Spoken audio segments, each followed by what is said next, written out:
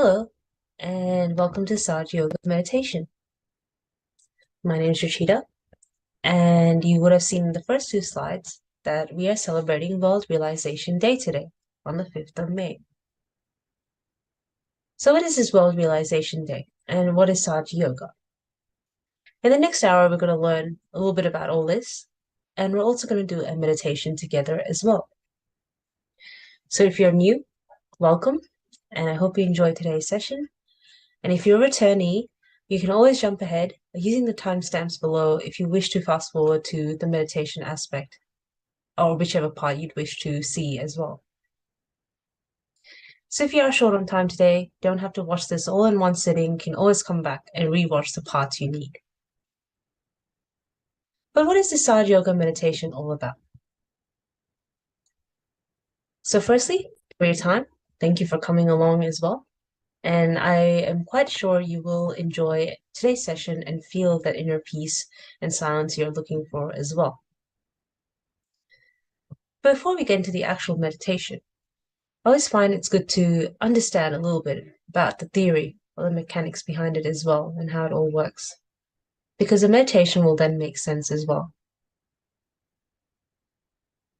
The founder of this meditation, this lady here, Shri Mataji, she always said don't follow anything blindly or just fanatically as well.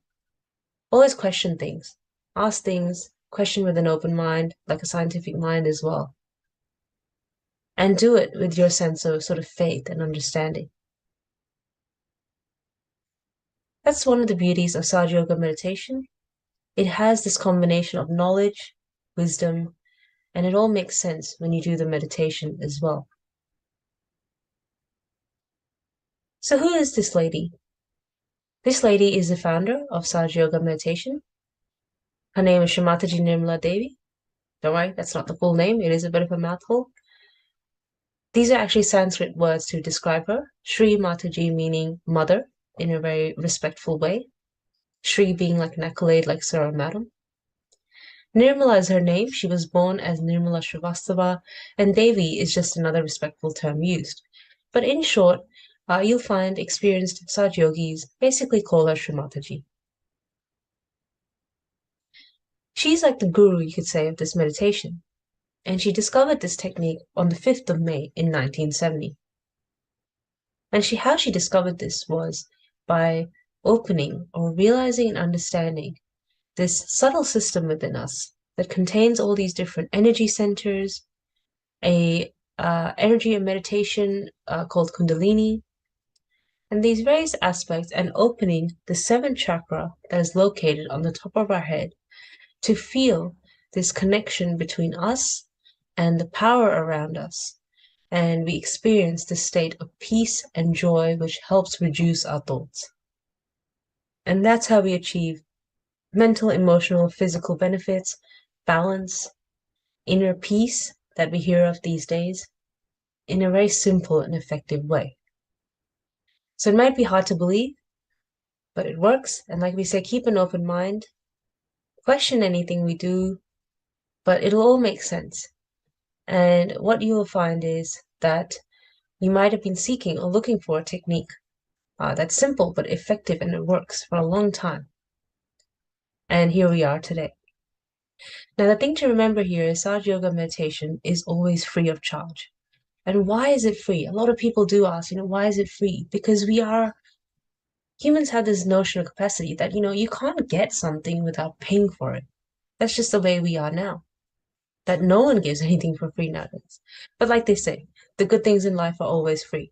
Got nature, hugs, love, etc. Always the simple things are free.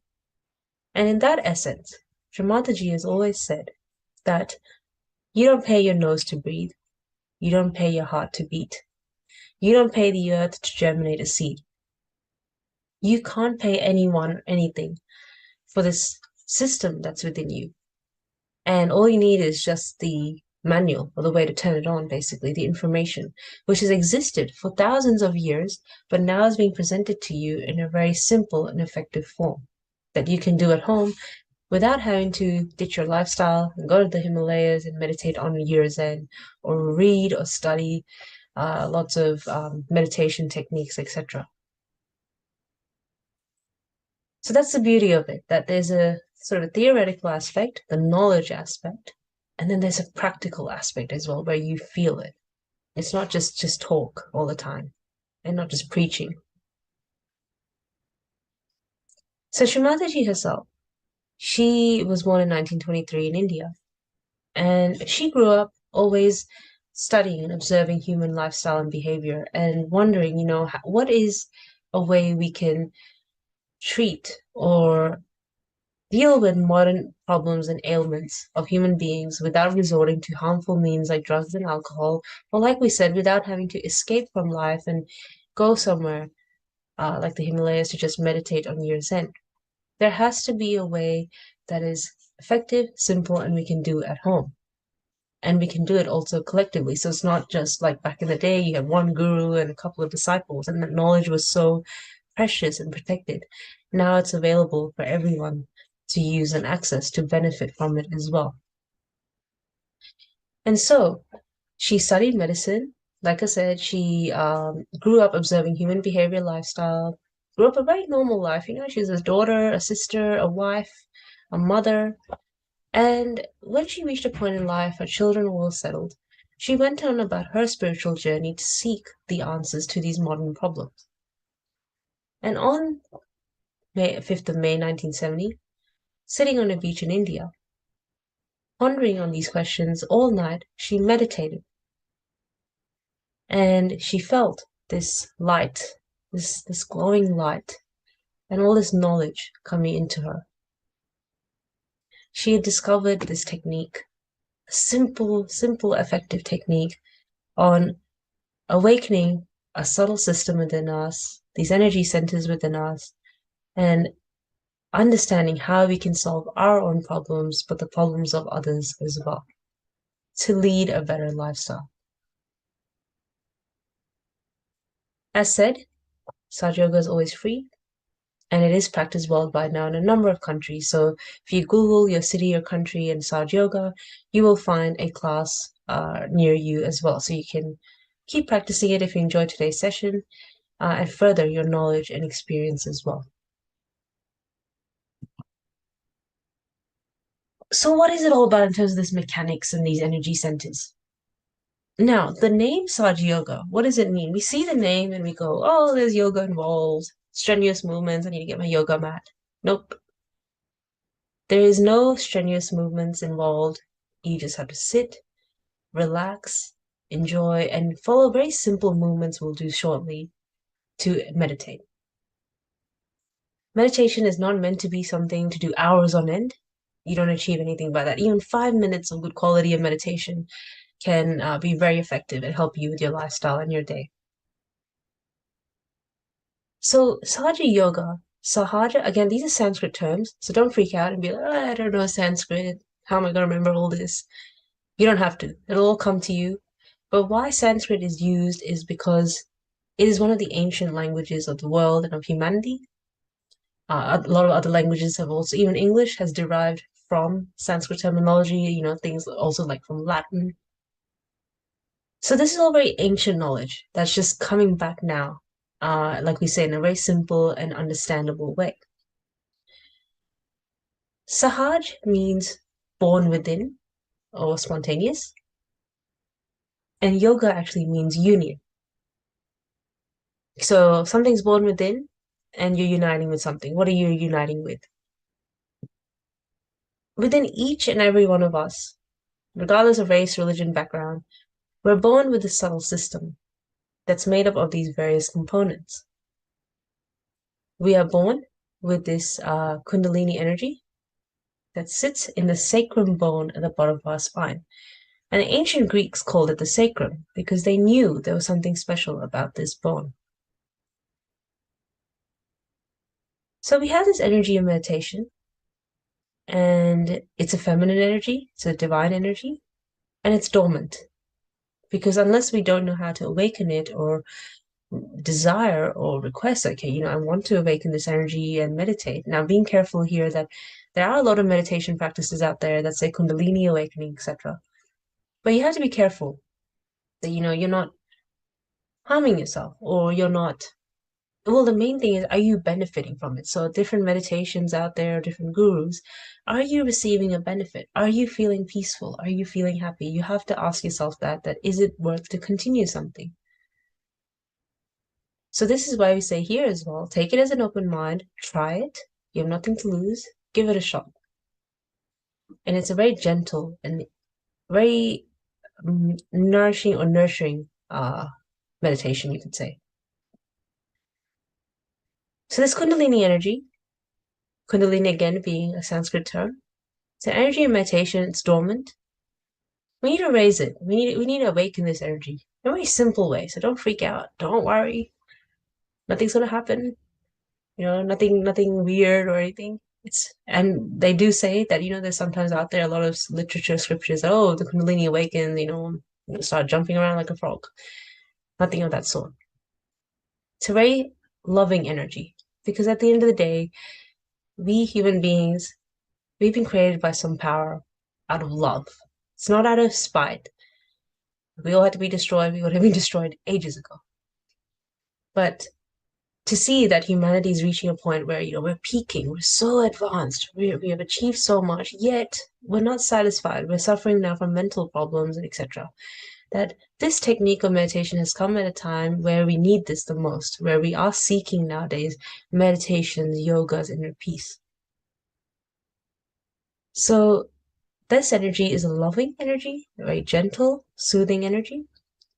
We awaken it, and it goes through 6 energy centers because there's 7 in total, but you can see this one orange one that sits below the Kundalini. And you learn about this as you come back more to Sahaja Yoga and the classes. So it travels through almost like in a snake-like way. It goes through your energy centers and starts to clear out any imbalances within us that we have, which we've accumulated over our lifestyle, whether it's through our habits, thought processes, emotional problems, troubles from the past, or thinking of the future. We all have some sort of imbalance within us. We're not perfect. That's okay. And this Kundalini energy works through, and as you meditate more and more, it corrects these imbalances within you. And amazingly, you'll then start noticing that any physical, mental, emotional problems you also have start to rectify because your chakras or energy centers come into balance. Chakra is also a Sanskrit term. It means a wheel. So all these flower-like sort of images you can see located along the center, these are chakras, which are just bundles of energies, and a bundle of nerves located along your spine.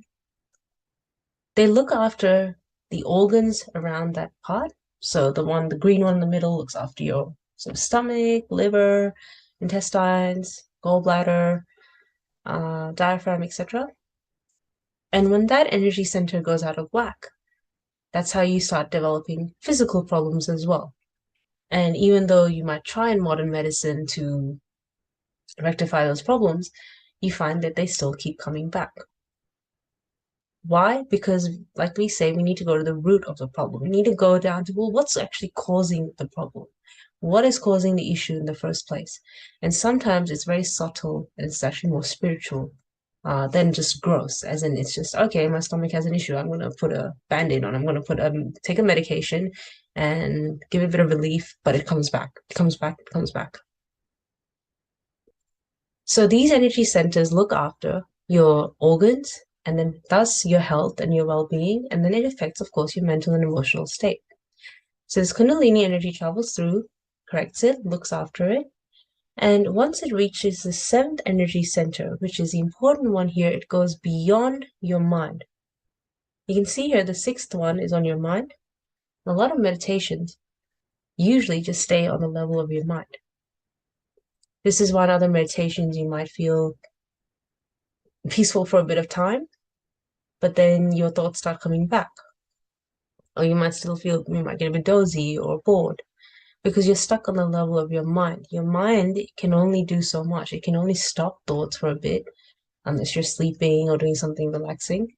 But its job is to, we think nowadays, we think a lot.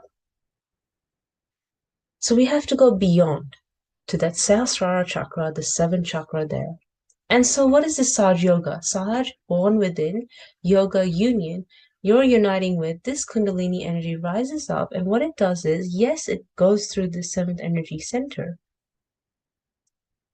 But what helps you feel at peace, at joy, creativity, inspiration? You'll feel this sort of awakening inside, like, whoa, like feeling fresh, I'm feeling good. Is that it connects you to the all-pervading power around us. There is a power, energy around us that looks after the world. There is a living force.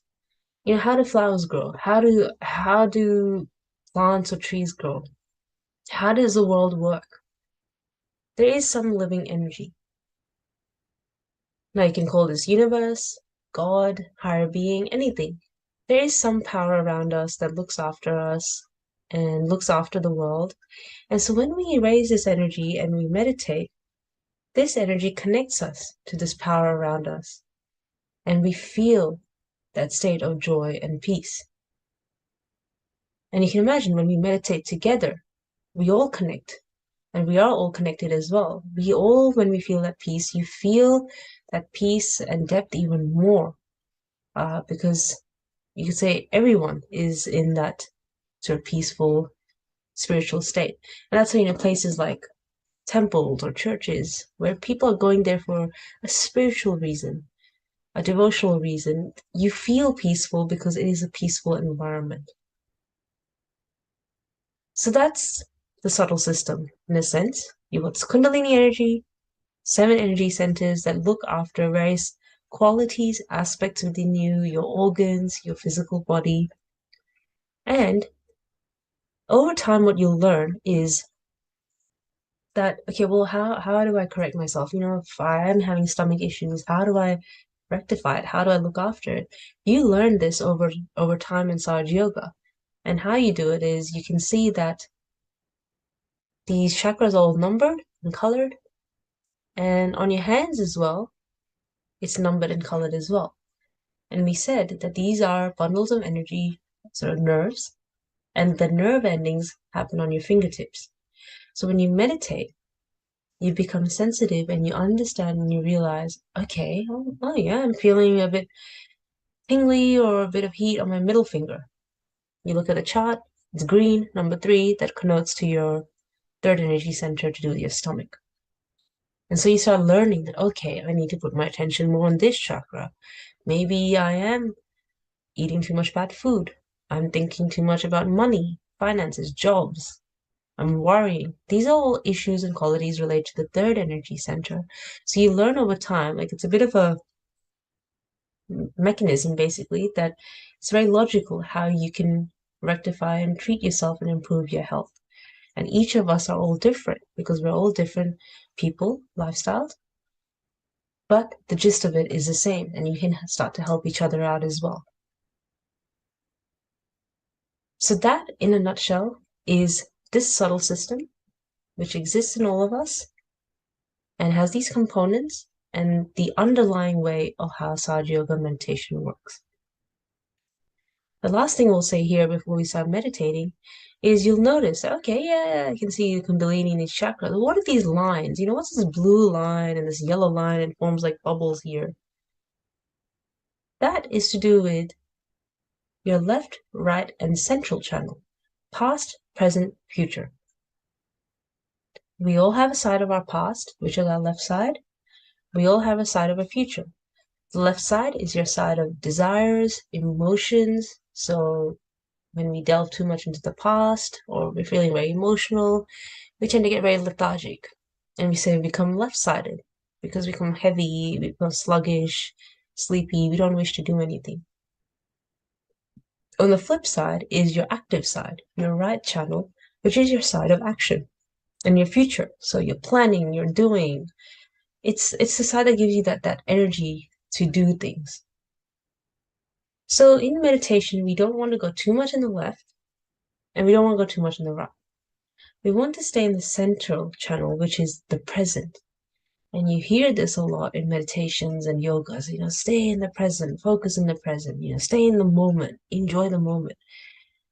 And for a fleeting second, it's easy. Oh, yeah, I'm in the present. Yeah, feel it. But we're not able to sustain it because our thoughts come back again. We start planning, oh, what am I doing now for dinner? What am I doing for lunch? What am I doing tomorrow? Oh, why did I do that? We think about the past. So we pendulum from past to present, past to present. And we want to try and stay in the center as much as we can. And you to feel that balance, to feel that appreciation of life even more, and to lead a better life, which I think everyone strives to achieve. So enough of the talking. Let's actually meditate. Let's get into this. So now this is your time to feel that silence, peace inside. What we're going to do is first, I'm going to first show you, demonstrate to you what we have to do with our eyes open, and then we're going to go about with it with our eyes closed. Anytime you get stuck, and you're like, oh, what are we doing again? You can have a peek, and the screen in front of you will show you what we're doing. So as said, sit comfortably. Try and sit preferably on the floor. That's sort of connecting with the earth element. So it's all about natural elements. Or you're sitting on a chair, take your shoes off and keep your feet touching the ground. We're going to place our right hand on various aspects on the left side of our body, because as we said, the left side is your side of desire. You're here today to meditate, to try something new, to feel peaceful. And your right side is your side of action. So what you'll find is, first we're going to take our right hand and you're going to place it on the left side of your heart. Don't worry about the text for now and what we have to do. Just follow the movement. Your left hand is going to stay open on your lap. Why we keep it open is because it's to help you not fidget, and it's also to help you receive that sort of positive vibrations, energy around us. Then you're going to move your hand to the left side of your abdomen, so just below your rib cage.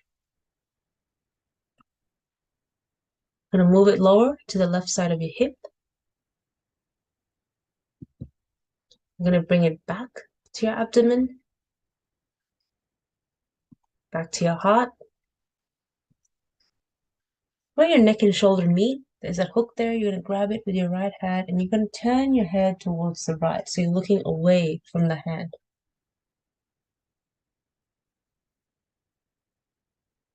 Then you're going to put your hand on your forehead, bending your head slightly down. Then your hand on the back of the head and you're facing up towards the sky. And then last not least, we're going to put our hand on the center of our scalp, which is our seventh center here, stretching our fingers out and rotating our scalp in a clockwise direction. And during this whole process, we're going to say some affirmations, which are just positive sayings. I'm just going to say it in our heart. Don't have to say it out loud. And I'm going to guide you in how to do it.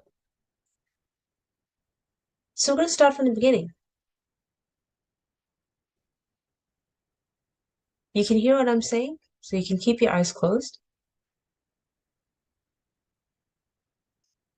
What we can start off with, put both of your hands on your lap, open. Just take a couple of deep breaths.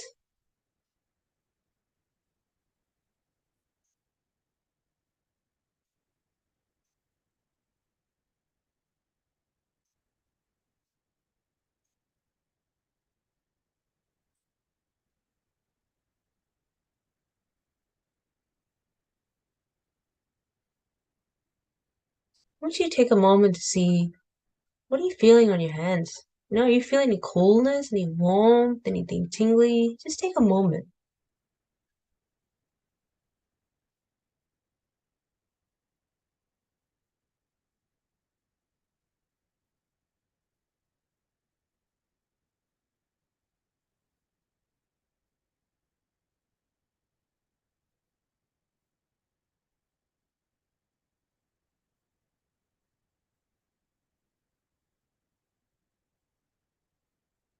And now placing your right hand on your heart.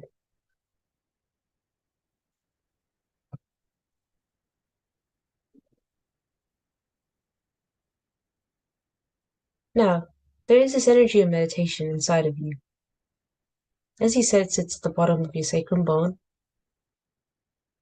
And it's a feminine energy. So we can call this energy Mother or Mother Kundalini. I want you to ask in your heart 3 times this question: Mother, am I the spirit?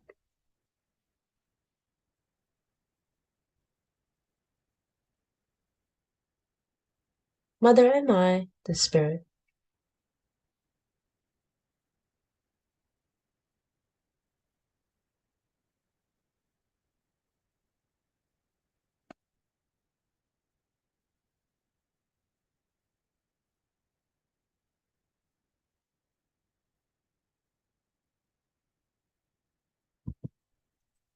Now moving your hand to the left side of your abdomen, just below your rib cage. I want to ask here about 3 times again. Mother, am I my own master?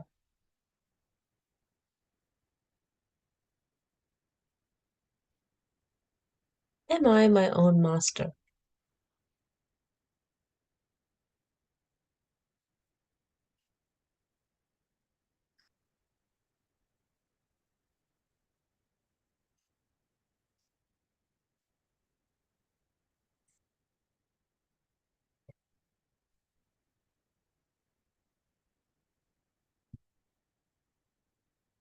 Now moving your hand to the left side of your hip and leg where they meet, press it there,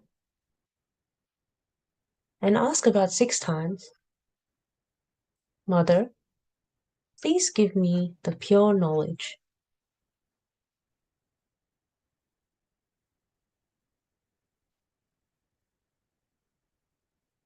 Please give me the pure knowledge.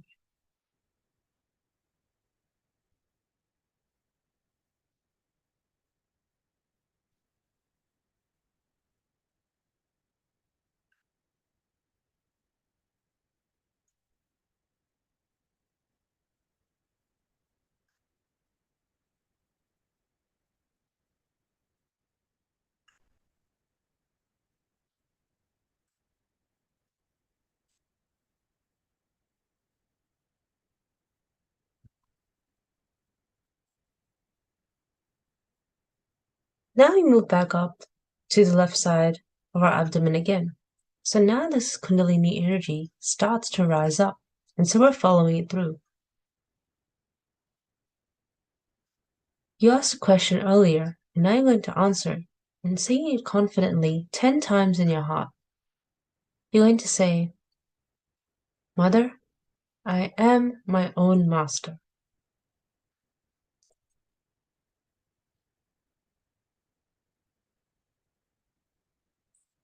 I am my own master.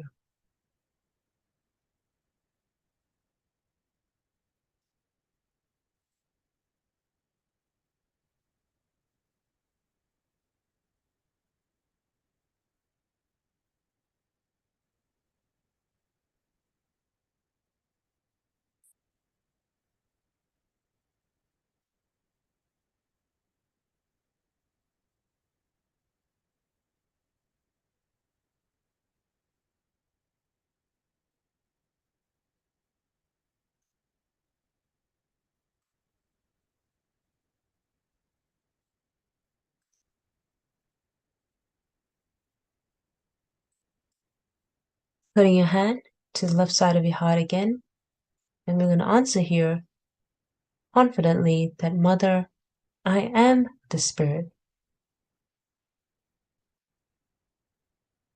I'm not this body or mind, thoughts or emotions.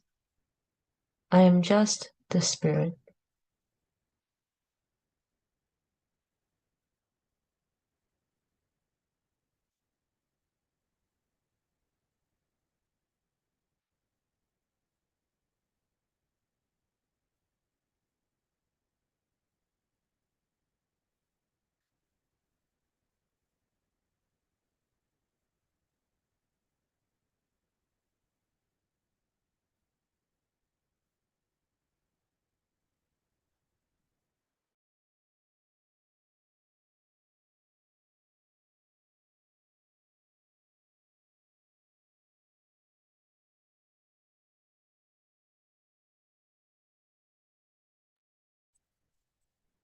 So what I mean by the spirit is it's your soul,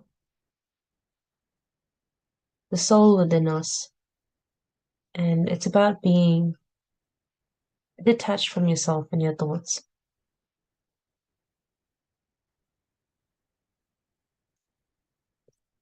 All these affirmations we're saying relate to the various qualities of our energy centers. And all of our chakras actually have a left and a right component as well. And we're working on the left side for now. And so now we're going to move to the left side of our neck. And this is a self-realization process we're going through. So we're realizing ourselves. We're trying to understand and realize this process or mechanism within us. And so we're asking for our mastery, pure knowledge, and that we are the spirit. And something that always tends to bother us as human beings is guilt. Especially in Western societies, we have this sense of guilt sometimes.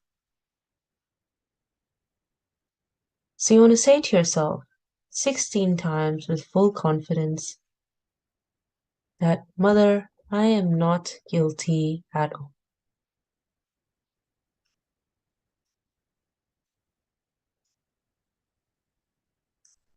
I am not guilty at all.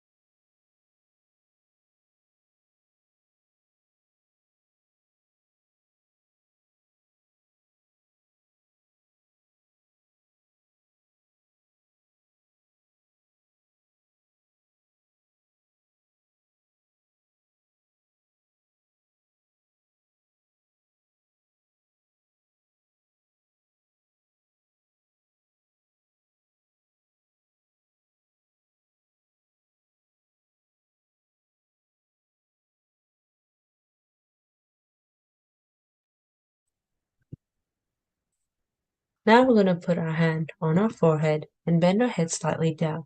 And don't worry or stress here if you haven't said it 16 times, because it's not meant to be a mental activity. It's whatever comes from your heart. So don't fret, don't worry. Now, this Kundalini energy, when it's rising up, it often gets stopped or blocked at the chakra on our forehead, because that's where all our thinking happens. Our ego and our superego, our thoughts keep coming and going. And sometimes we're just not able to let go. We get a bit constricted. And that's how we sometimes feel physical symptoms such as headaches or heaviness on the head or migraines.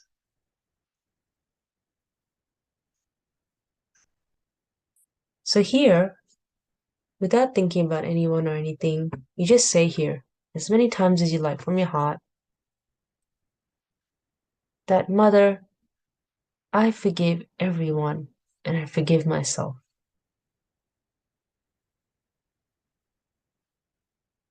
I forgive everyone and I forgive myself.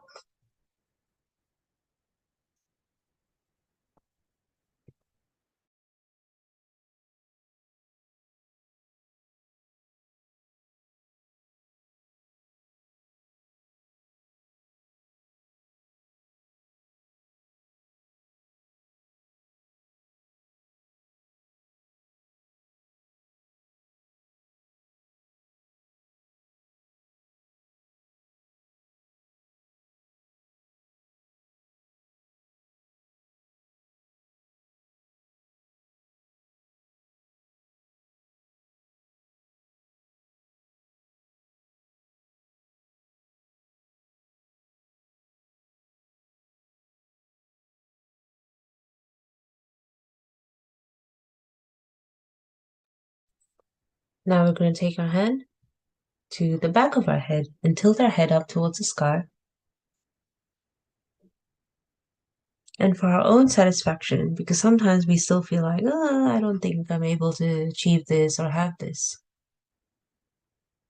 So we ask here, Mother, please forgive me for any mistakes I have made against my spirit, knowingly or unknowingly.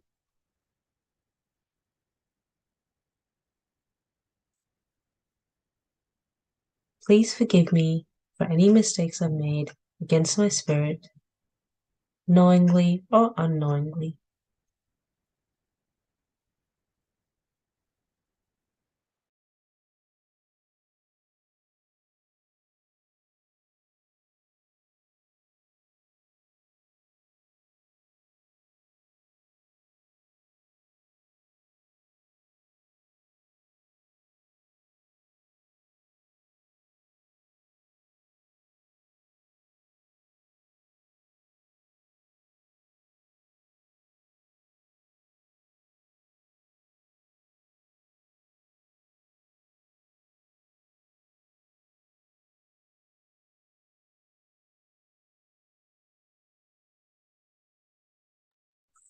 And now, last but not least, taking your right hand, placing it on the top of your head, in the center, where it's usually like a soft spot, stretching your fingers out so your palm sits nicely on the top of your head.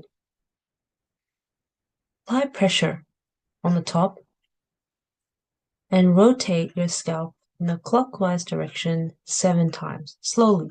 Just slowly massage that spot.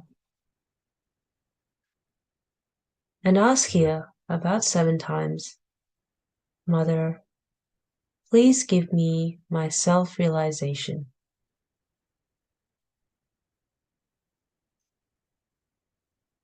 Please give me my self-realization.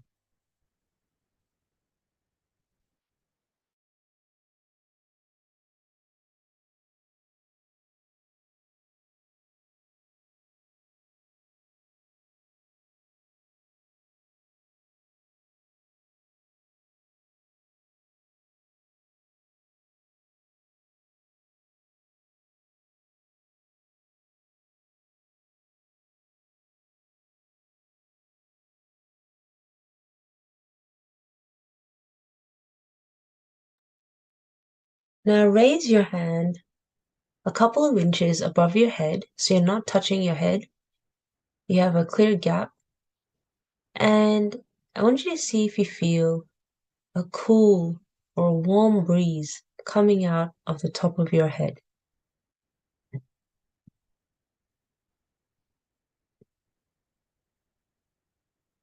you move it around, you'll find a distinct spot. And it's quite amazing. It's coming from your head. It's not any aircon or air around you. It's from your own 7th chakra or your head. And you can try the left hand. So putting your right hand on your lap. Take your left hand a couple of inches above your head and see if you feel a cool or a warm breeze.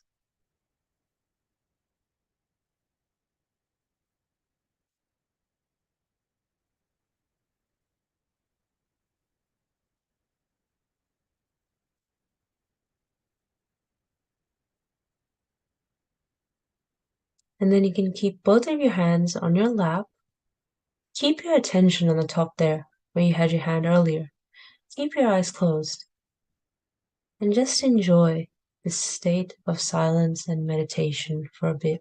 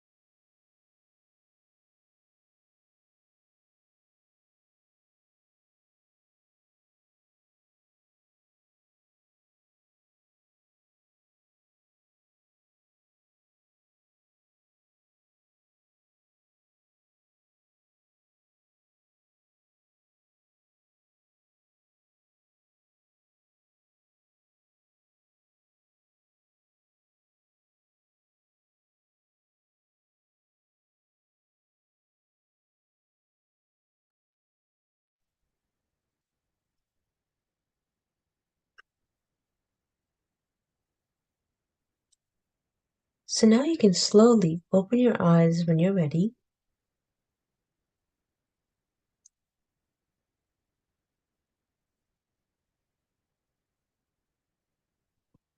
Just take a moment to see how you're feeling.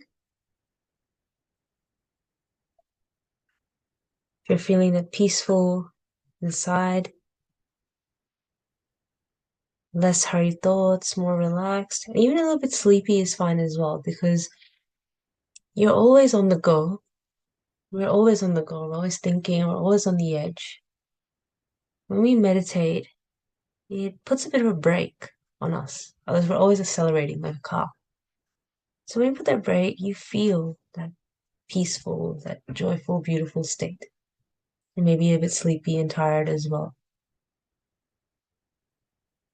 So that is the realization process. Now, if you felt a coolness on the top of your head, it's a sign that the energy is awakened, everything is pretty good, it's quite cool and clear.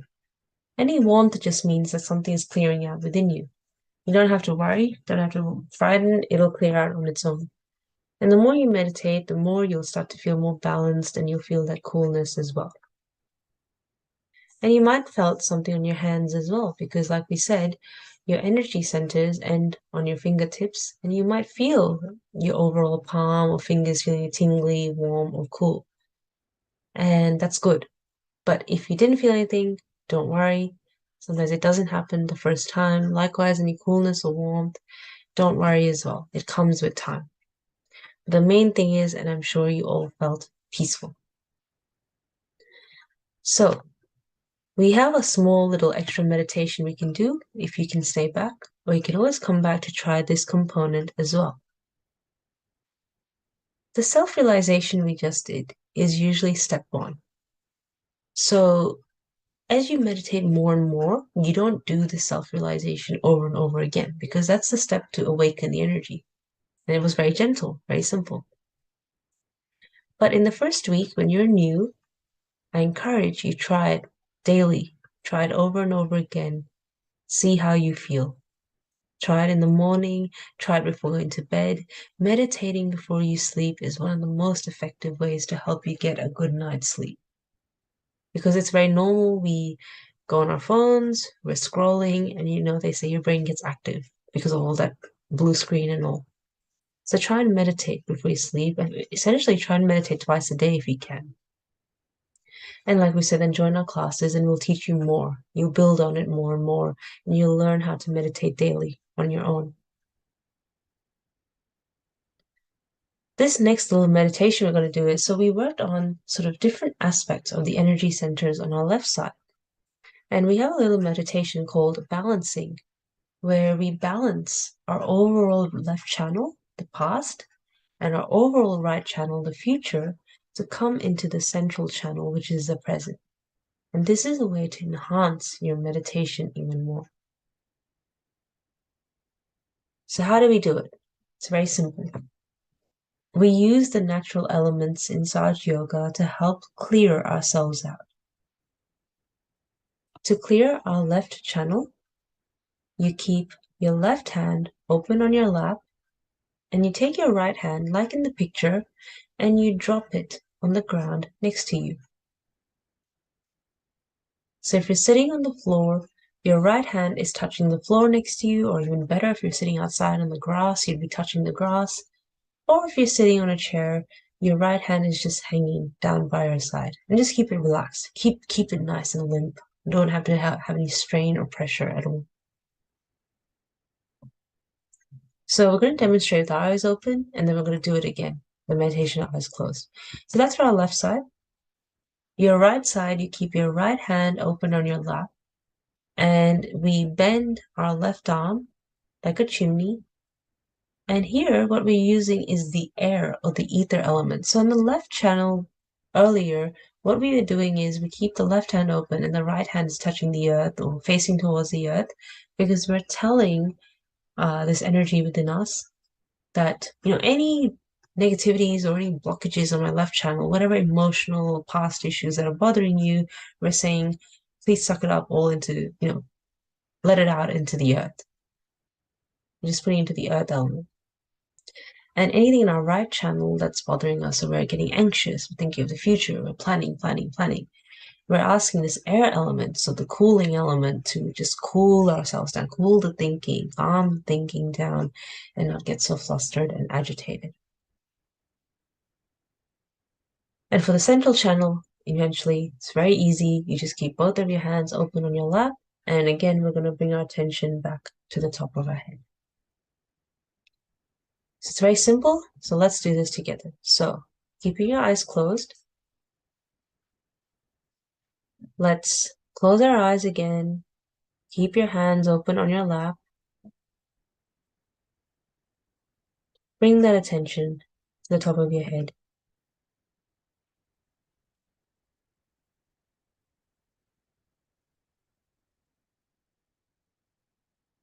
Now, keeping the left hand open on your lap, drop the right hand down by your side.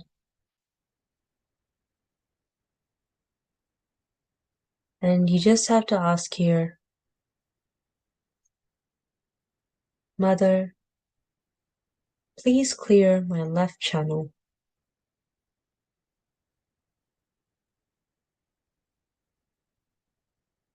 Please take away any past emotional, negative problems into the earth.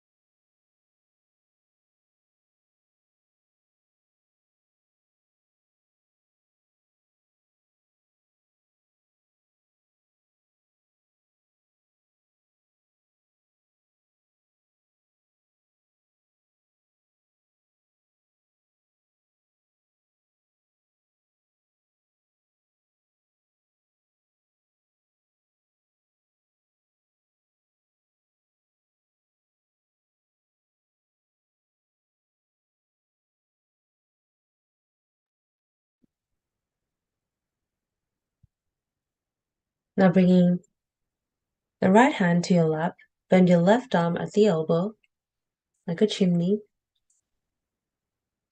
And here we ask, Mother, please clear my right channel. Please take away all the planning, anxiety, future thinking. Please take it all out into the air element.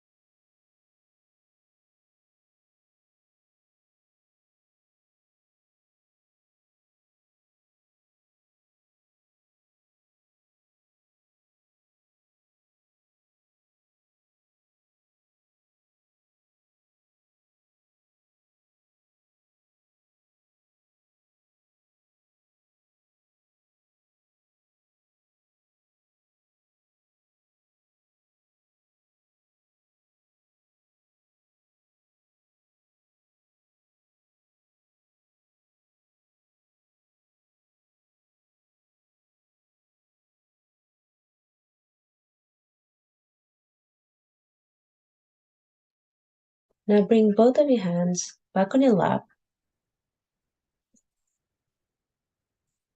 And what I want you to do now is take your right hand, place it below your navel, your belly button, and raise it slowly along the center of your body and all the way to the top of your head.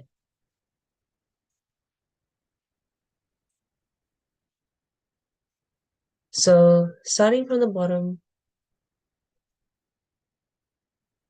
and having your hand sort of almost just below your belly button, so like almost like a cup shape, so as if you're holding some water in there. Raising it along the center of your body, tapping top of your head. Do this about 7 times.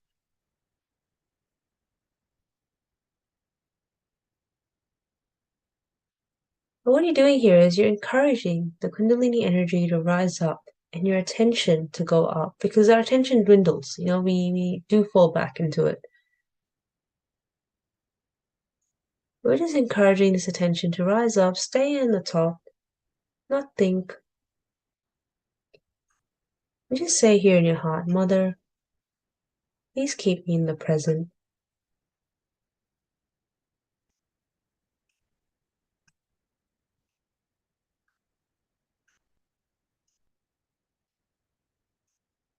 Please keep me in the present.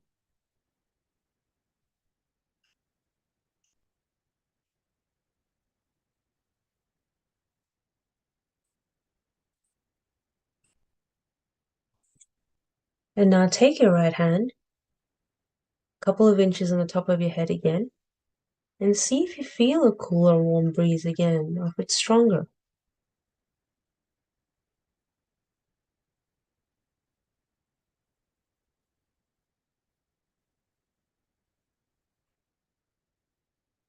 And then bring that hand back down. Keep your hands both open on your lap and just meditate.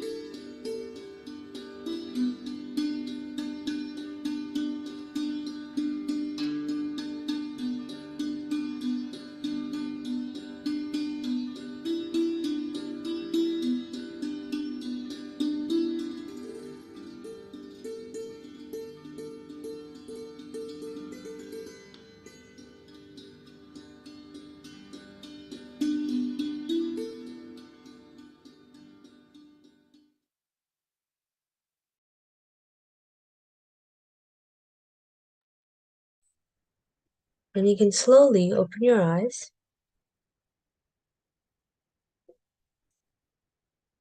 I hope you're feeling more balanced, more peaceful inside. You can take a moment to see how your hands are feeling.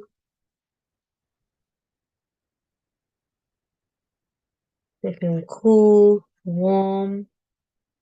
Just keep them nice and relaxed. Don't strain them. One hand might naturally sit heavier than the other, and that's a sign we're more catered towards that side.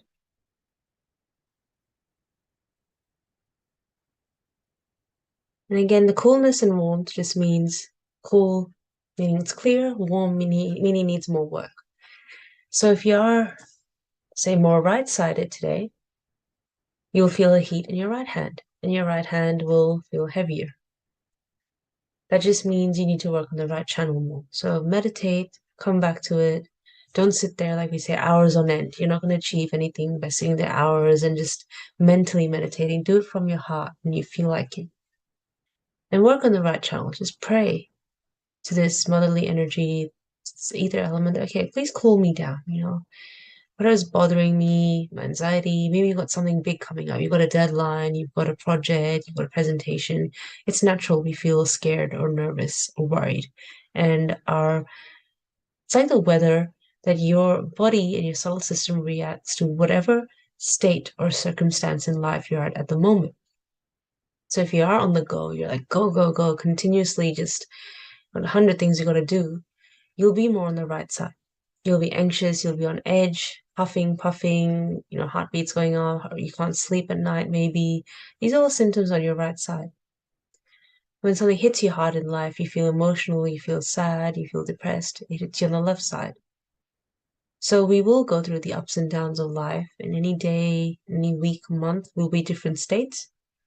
But having this meditation, we learn to sort of neutralize ourselves that, okay, whatever state I'm in, whatever I'm worrying about in the future or past, I'm going to try and come into the present and tackle whatever comes on and just sort of stay detached. And when we say that, I am the spirit, we're saying, okay, I'm not this body or mind. We're just witnessing this me, this person, this Rashida. Okay, they are going through this thing. And when you take that step back, it's amazing how much you just loosen up and you just let go and you go, wow, you're just witnessing the drama of life. And through this meditation, what you'll find is, your personality develops. You become more milder, you become more easygoing, more maybe friendly, more loving, more, you could say chilled as well. Because you don't hold on to things as much or get so frazzled or angry or react so much. We still do, because of course we're humans, but you'll have now this tool where you can just learn to let go of things and just surrender things and let it be. And people around you will start to notice that, hey, you're so calm now, you're so chilled. Like at work, people might be like, oh wow, you're just not letting things bother you, affect you so much. You're just letting it be and doing what you have to do. And reminding yourself, keep your attention at the top of your head, no matter what state you're in. You're at work, you're with your children, wherever. What Shri Mataji says is you're not doing meditation. Like, okay, I'm doing my meditation 10 minutes now, done. Okay, that's it. You have to be in a state of meditation throughout the day. Remind yourself, you know what? I am the spirit. I am my own master. I'm not guilty. I forgive. I forgive. Someone makes you mad. Yes, maybe sometimes you have to confront it. But if you find, sometimes doing that won't help, instead of letting it affect you, just say, I forgive. I let it go. And then reminding yourself, keep your attention on the top of your head, go beyond the mind, and you'll be amazed how you can just tackle through things in your day with sense of rejuvenation, refreshness, and you don't get as tired as much because you're not thinking as much, you're just letting things be. So what's next from here? What now? So firstly, I guess thank you. Thank you for joining us and staying for this session. We hope you did enjoy it and you liked it.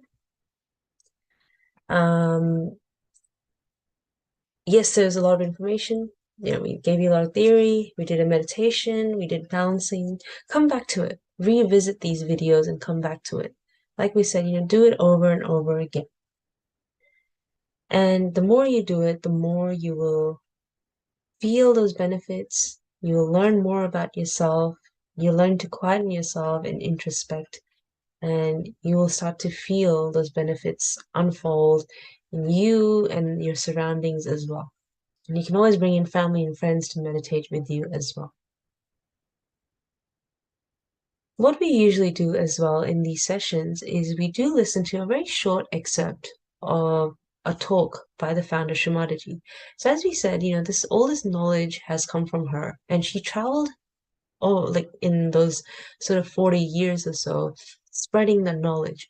And all that knowledge is recorded and thankfully all say on YouTube. So today we just taught you day one.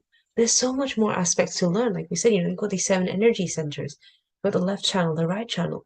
You've also got each energy center has a left and right aspect as well. So all that knowledge comes with time, meditating, attending classes, and also listening to the talks and lectures by Shri Mataji. I don't like sometimes saying lecture because when people go, I'm going to get bored, I'm going to fall asleep. They're actually very engaging talks. And we're just going to listen to a short excerpt. And you'll find that she always has very amazing words of wisdom to say that resonate with you. And she always does it in a very loving, in a very humorous way as well. So if you can and wish to stay back, or like we say, come back and revisit this video, stay with us to watch this little excerpt. If you have to go, thank you for coming. What's your next step from here? So all these links will be in the description below in the video. Now, we encourage you can download a handout that has all those affirmations and try to follow it through. We say twice a day. Make sure you keep a bit of a momentum. Do it like a 7-day trial. Try before you buy. Give yourself 7 days and see how you feel. So on our website here, you'll see freemeditation.com.au/May 2023-AU. The -AU leads you to the Australian website. And there'll be a handout there. You can join a WhatsApp group so you can stay in touch with us. If you want a mentor, you can even request in this WhatsApp group and you can stay in touch with us so you have someone to help you one-on-one in your meditation journey. And of course, classes. We have a number of physical and online classes as well. So go to the website, au/classes, and take your pick. See if you can join in a class to build on that knowledge as well. But otherwise, thank you again. We do this sort of pose as a namaste as a way of respect and thanking that you stuck through this time with us. And like I said, feel free to listen now with us a short excerpt of Shri Mataji's talk. And we wish you a good afternoon, good evening ahead, wherever you might be. So thank you very much again.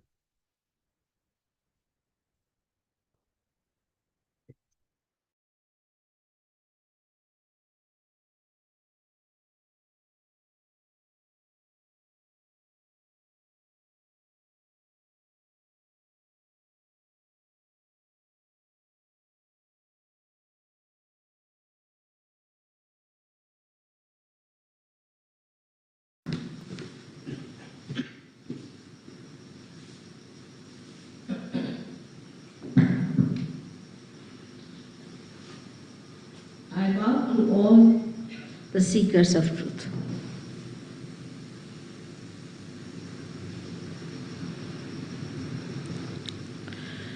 Just now, Albert has very clearly described to you the mechanism that is within us, which works out our self-realization.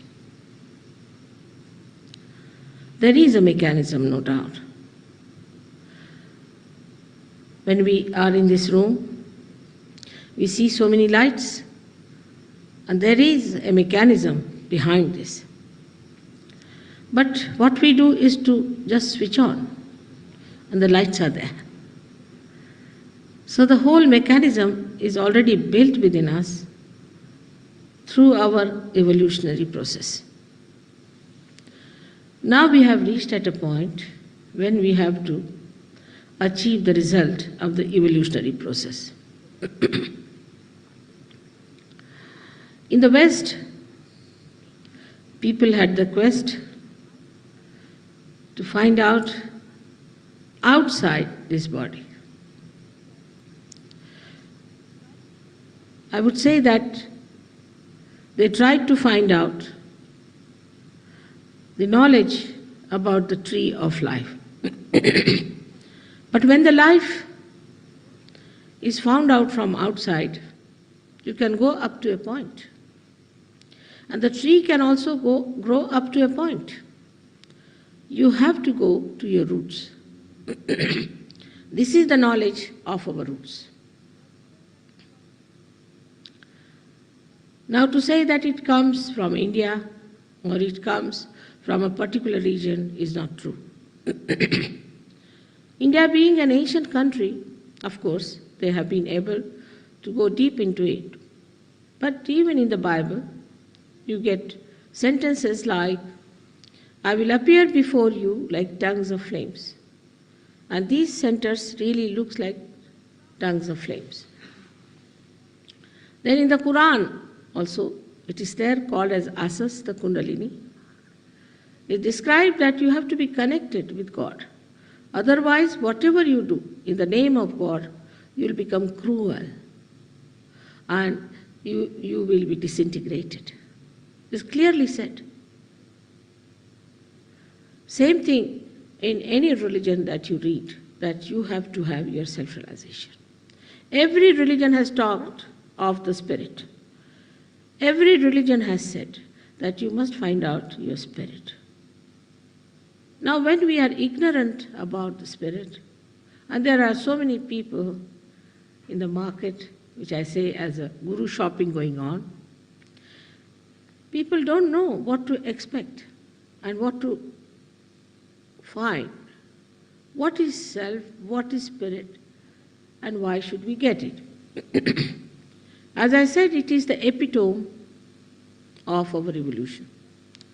That you have to become the spirit, and that is the truth, that you are the spirit. If you are the spirit, then you have to achieve that state. By this way or that way, that is your birthright, is born with you. That's why we call it Sahaja Yoga. Sahaja means Saha is with, Ja is born with you. That is the yoga, the union with the divine. The divine is the all-pervading power of God's love, which is the subtle of subtler, all-pervading. It exists in everything and you have to feel it. That's what we call as the cool breeze of the Holy Ghost. Cool breeze of the Holy Ghost.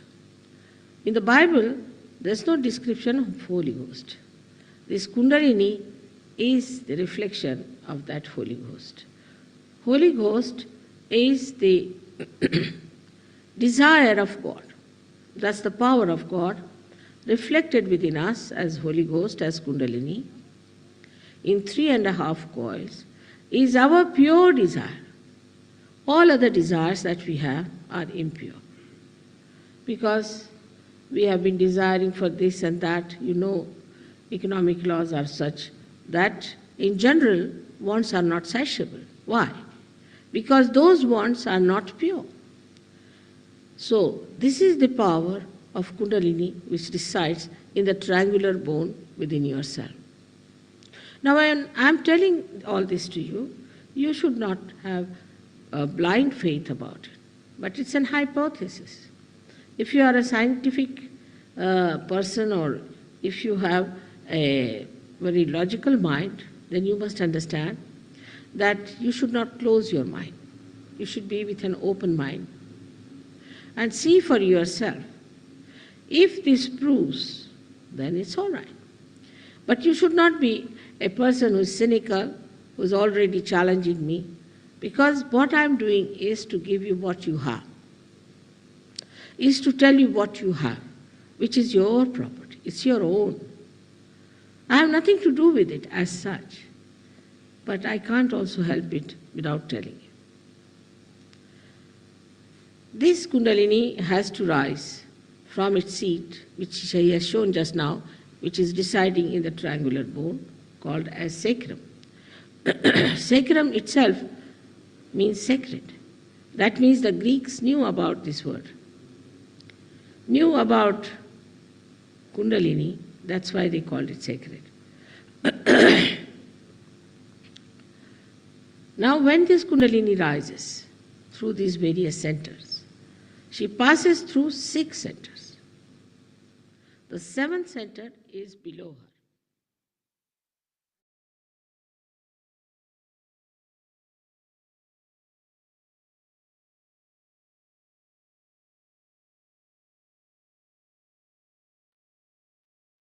So on that note, thank you again for joining. As you can see, Shri Mataji's talks can vary in length. They can be quite lengthy or some short ones as well. But due to time constraints, when we won't play the full talk, just played a very small excerpt. And she just basically reiterated a lot of the things we said today. But you can see there was a lot more to listen to. So all these resources will be available to you in the description box below. Feel free to listen to her talks as well, as that's also a form of meditation. Her presence or being or her words of wisdom also help us feel that state of thoughtless awareness amazingly, and feeling that sense of positivity and joy. We have a lot of resources available on YouTube, meditation music, Shri Mataji's talks, meditation guides.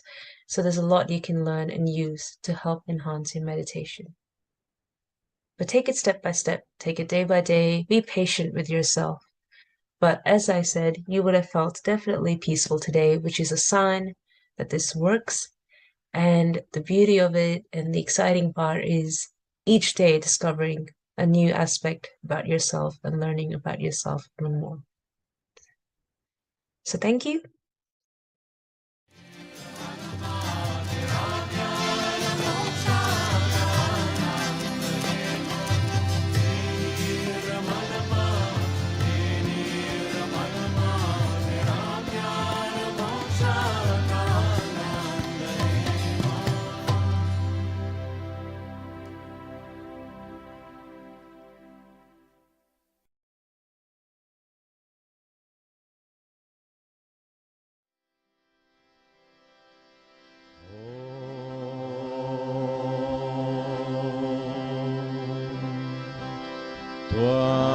Tvameva sakshat Shri Mahalakshmi Mahasaraswati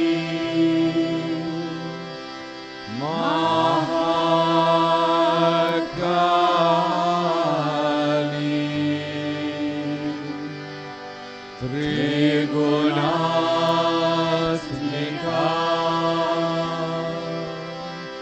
Kundalini Sakshat Shri Adi Shakti Mataji Shri Nirmala Devi Namo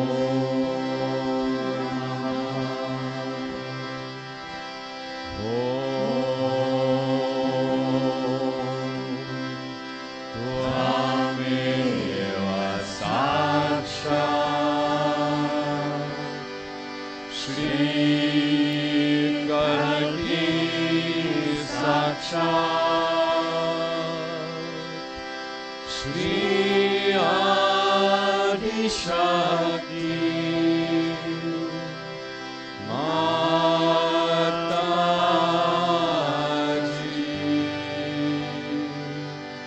Shri Nirmala Devi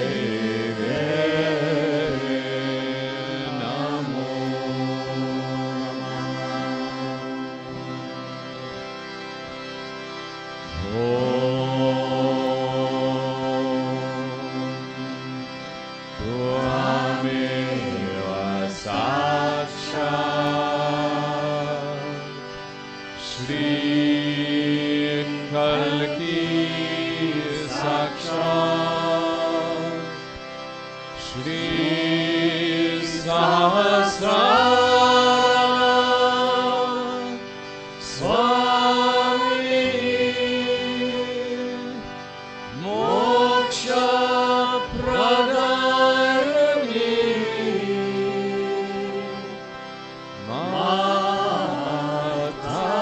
Mataji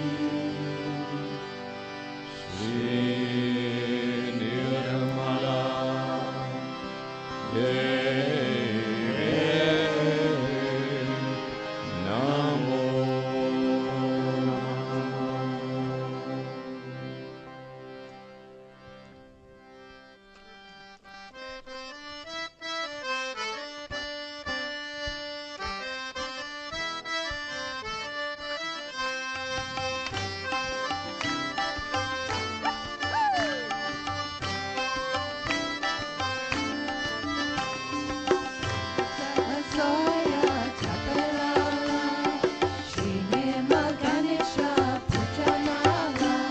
Salat salat Zoya Kapilala Shri Nirmal Ganesha Pujanala Salat salat Zoya Kapilala Shri Nirmal Ganesha Pujanala Salat salat Zoya Kapilala Shri Nirmal Ganesha Pujanala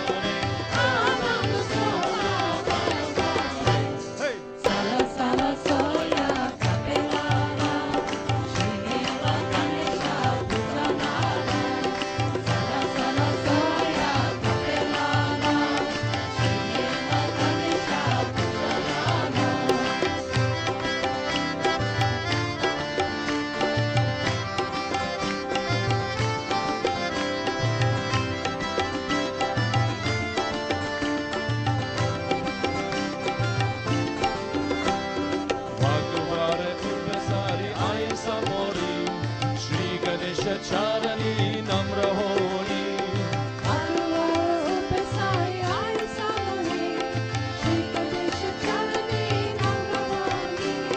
Nirnanda sare, ananda sohana bhaga bhaga re. Sala sala soya kapelala, Shri Nirmal Ganesha pujanala. Sala sala soya kapelala, Shri Nirmal Ganesha pujanala. Sala sala soya kapelala, Shri Nirmal Ganesha pujanala. Sala sala soya kapelala, Shri Nirmal Ganesha pujanala. Sala sala soya kapelala, Shri Nirmal Ganesha pujanala. Sala sala soya kapelala, Shri Nirmal Ganesha pujanala.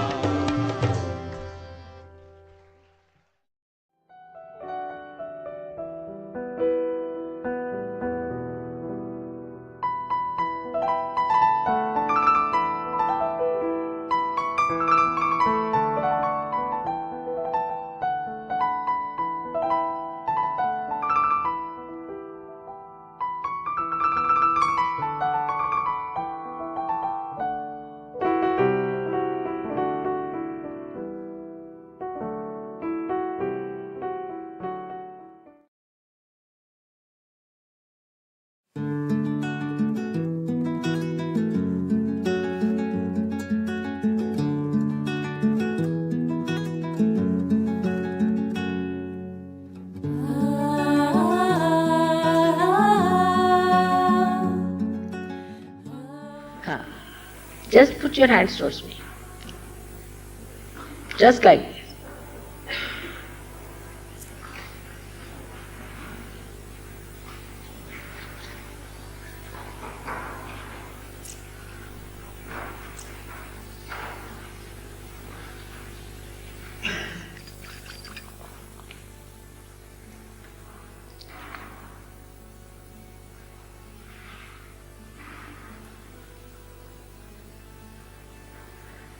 It's good. You're all thoughtless. If you see, there's no thought in your mind.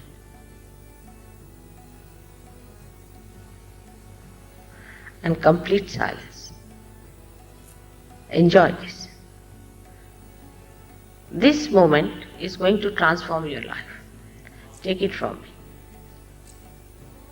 You may not realize today, but you'll realize it very soon.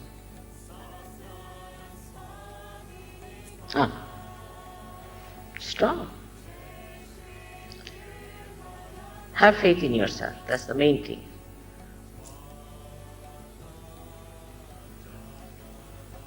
It's beautiful.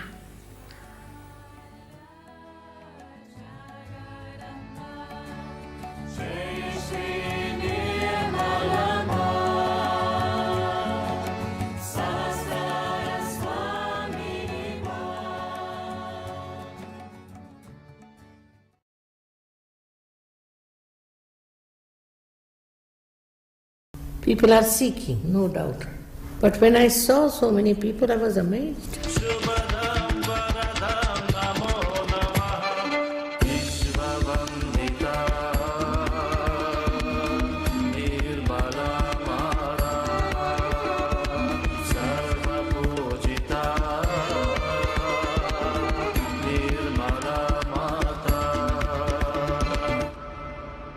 Now the time has come, it's a new awareness which is come. You see, the world is ready for it.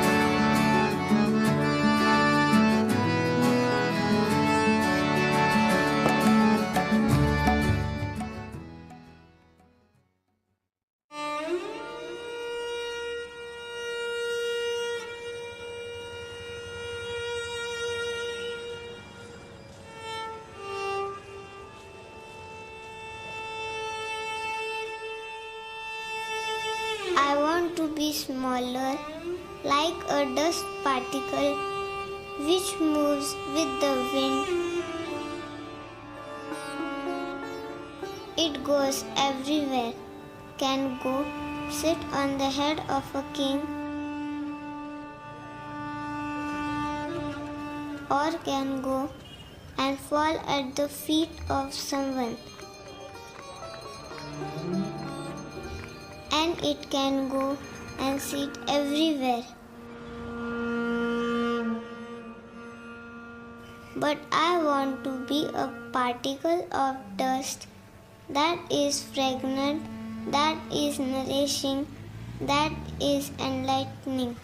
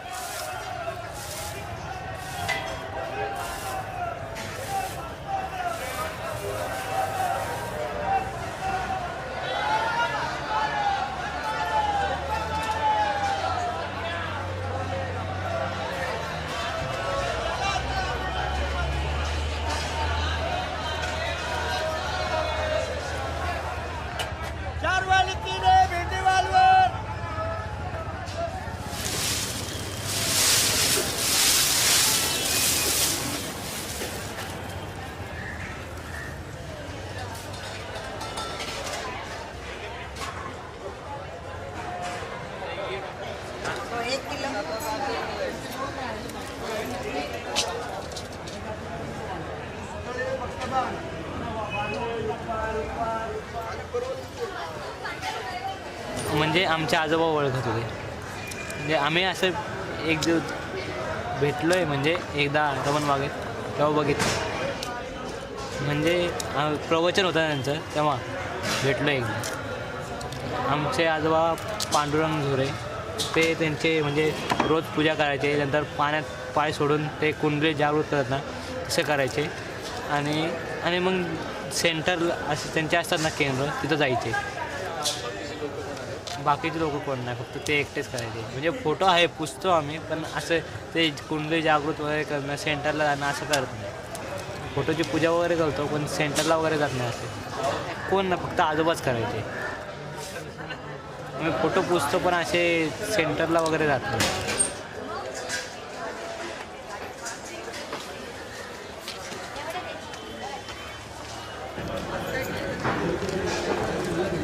एका टपामध्ये पाणी घ्यायचे, गरम पाणी, त्यामध्ये थोडं मीठ टाकायचं आणि पाय सोडून बसायचे आणि हाताद्वारे असं करून ते काहीतरी करायचे.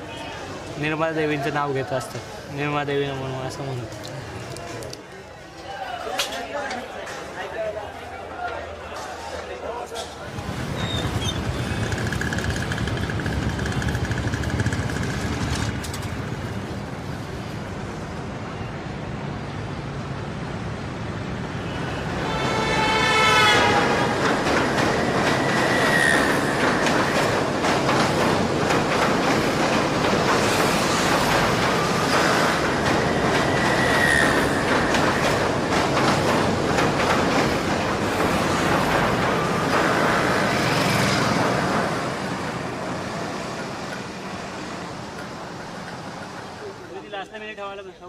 त्यांना मारते ना, मारू देत काय.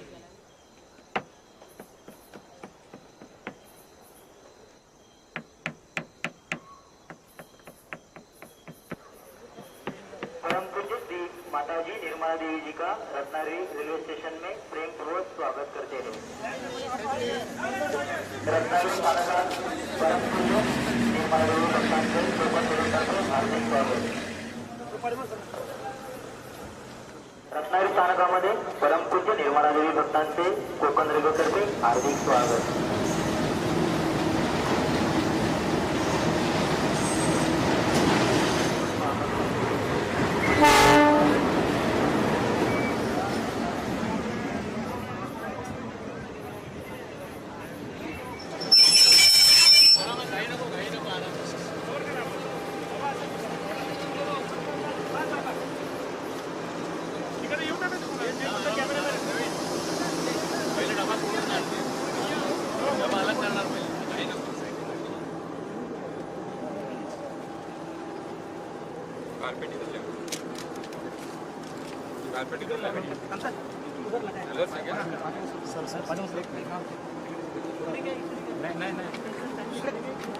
गाड़ी अच्छी लागणार नाही फिरेगी डायरेक्ट उतरताना लागणार गाडी मोठी आहे ना माझी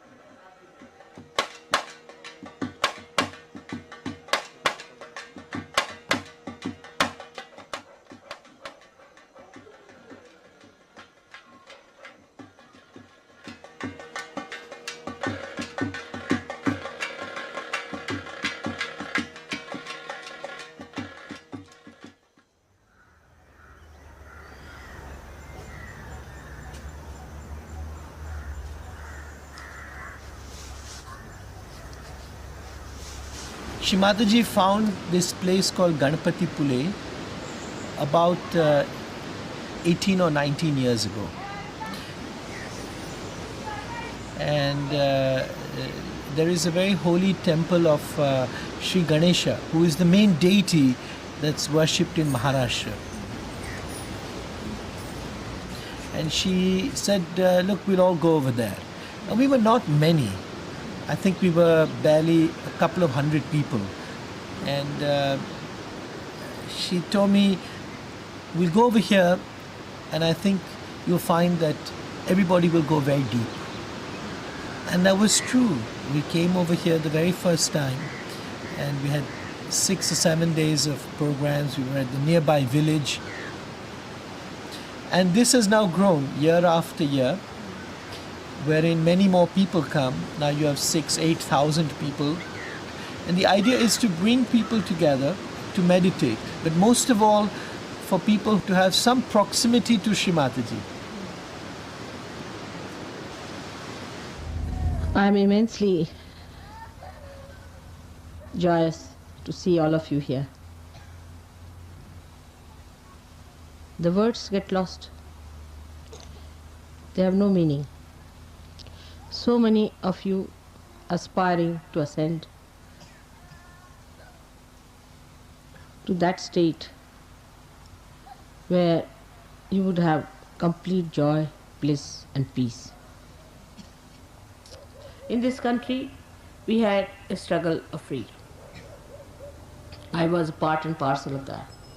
My parents were part and parcel of that. They were rich people, quite rich, I should say, from every standard. You'll be amazed, my father burnt all his suits. They were stitched in England. My mother burnt all her saris. They used to spin their own clothes and wear them. I had only one coat throughout my education. When I was in Lahore, which is terribly cold, sometimes can be like London.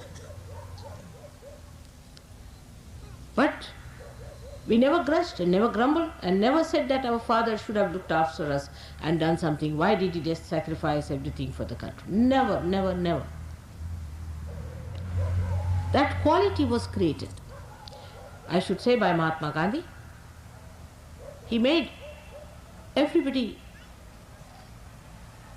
so transformed into a new personality. All the money that we had, everything that we had, all conveniences, all housing, everything was given up. Not only by my father, but so many of them. Otherwise, we could not have got our freedom. To get our freedom, this country has sacrificed so much. I must say Gandhiji had a special charm. I don't know how he managed.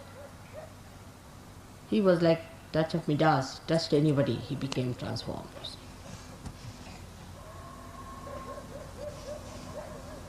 And he was an extremely strict man, very kind to me, to children, but he was an extremely strict man. He would not tolerate any nonsense at all. Throughout, if you study the way all these people were brought up, not only for freedom of or independence, but even before that, for spiritual life, anywhere, there's one thing very common is sacrifice. And the consciousness that you are doing something great. Consciousness that you are part and parcel of the whole.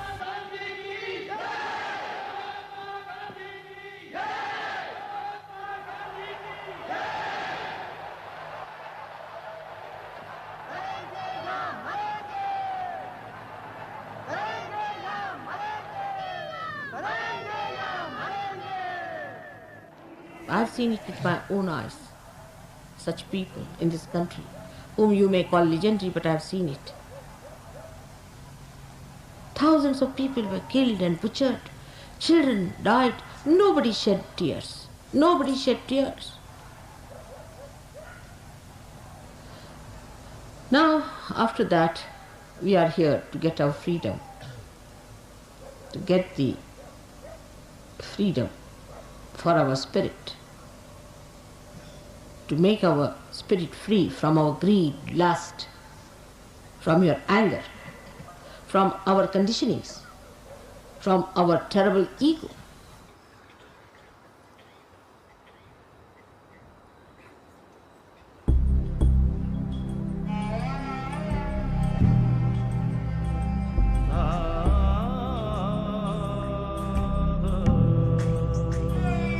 হে মোর চিত্ত পূর্ণ তীর্থে জাগরে ধীরে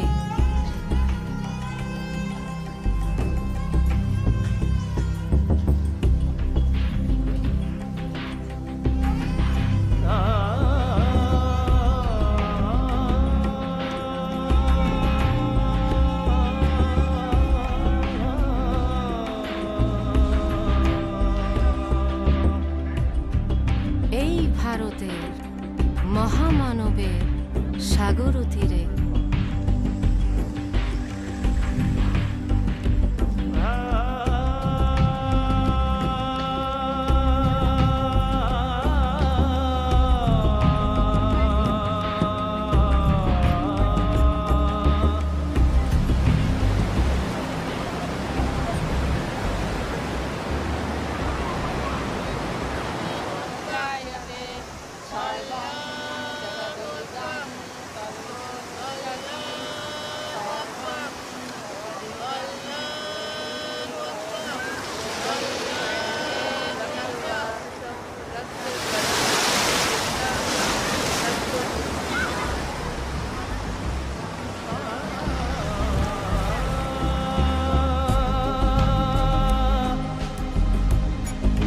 এসো এসো আজ তুমি ইংরাজ,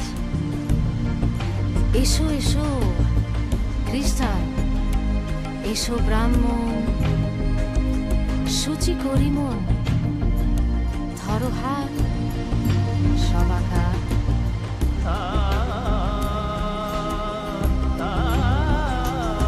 এই ভারতে মহামানবের সাগর তীরে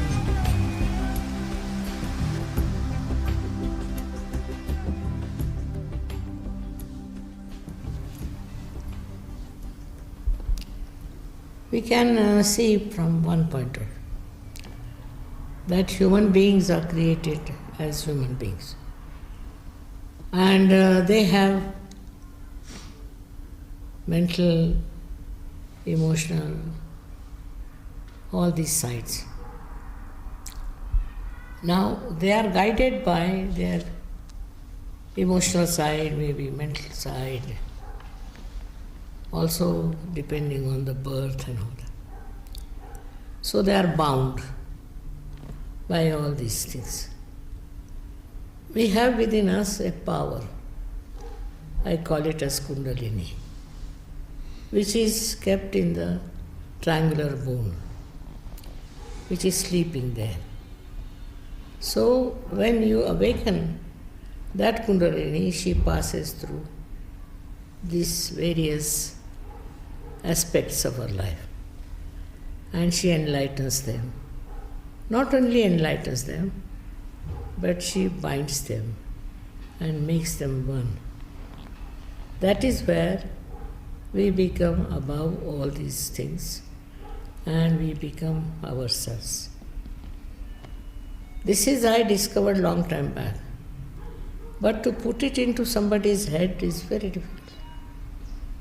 But when it started working out, they would ask me how it has worked, how it has happened, what has happened. Then I could explain to them.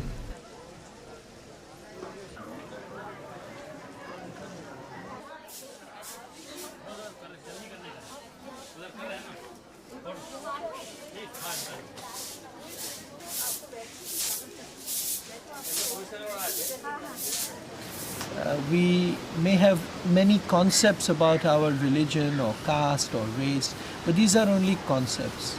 Every human being has within him the desire to want to be one with God.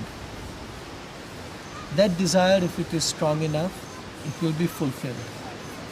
And in her presence, that desire can actually manifest itself. You do get connected, you feel the vibrations, you feel the silence, deep silence within, which is the thoughtless awareness. Then of course how they take it forward is left to them. It is an individual's own sense of responsibility and the strength of his or her own desire to take it forward.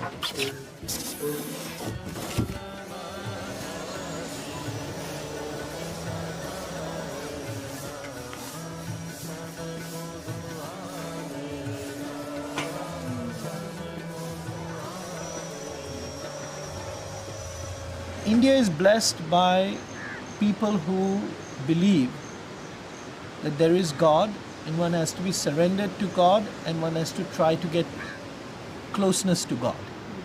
But that's what it is. The rest of it is that we are divided into many, many castes, many, many religions, many sects, and much ritualism.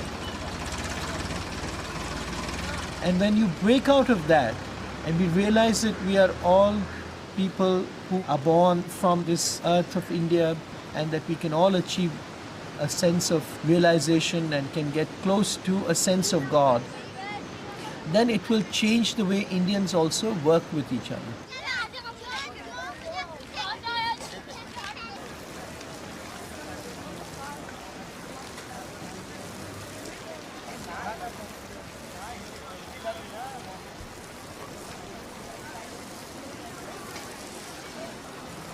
I was very lucky that I was able to meet with Shri Mataji when I was about 18 years old. And she was staying in Bombay, and she was at that time the wife of the chairman of the Shipping Corporation of India. My mother knew her, so we went over to her home, and my mother said, "Here is a special person, and you'll feel good if you meet her." There were not that many people. There were a few people in Bombay. They'd meet for meditation. In fact, when they met for meditation, Shri Mataji herself would be there, sitting in front of everybody. But it took a few years after that to fully realize the power of the vibrations.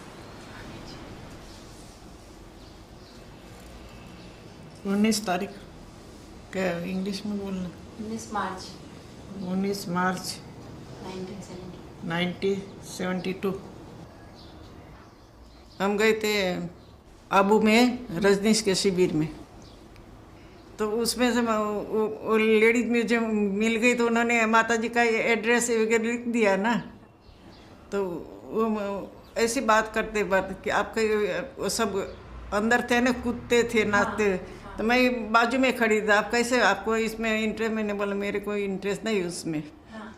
तो फिर उन्होंने बोला कि मैं आपको एक address बताऊँ, एक निर्मला श्रीवास्तव करके है बॉम्बे में। तो उन्होंने किसके पास से कागज़ दिया, किसके पास से पेंसिल, मेरे को एड्रेस लिख दिया जीवन ज्योत का। फिर वो सब कर मैं तो गए अंबाजी। फिर अंबाजी गए तो हम तो अंबाजी में रहते थे 4-5 दिन।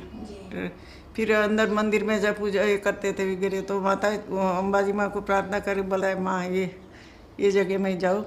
तो माता जी ने जैसे बोला कि मेरा ही वो स्वरूप है, मैं ही हूँ।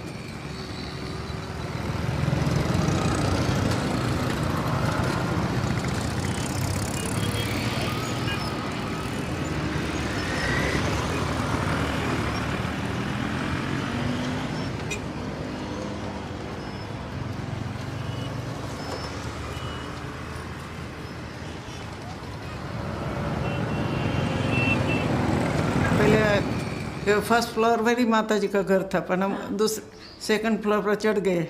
तो मैं उतरती थी, माता जी ने दरवाज़ा खोला और बाहर आके बोले, आप मेरे को ढूंढ रही हो? मैं नीचे आई तो माता जी ने मेरे को ऐसा हाथ लगा के अंदर ले गई, ऐसे कोट पर बैठाया।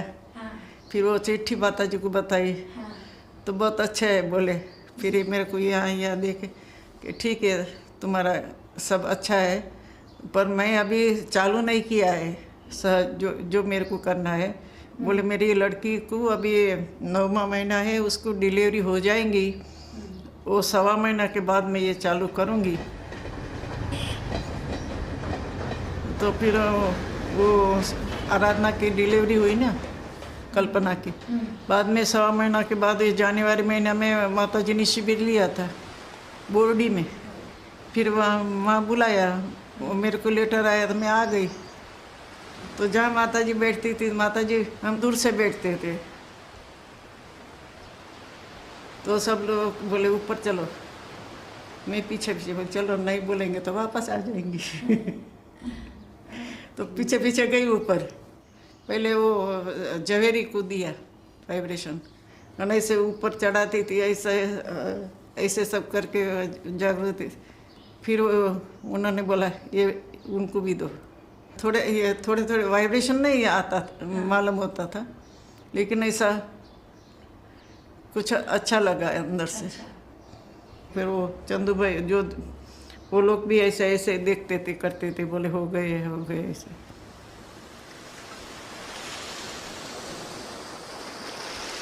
When I started raising their Kundalini, first only 2 people got it, gradually.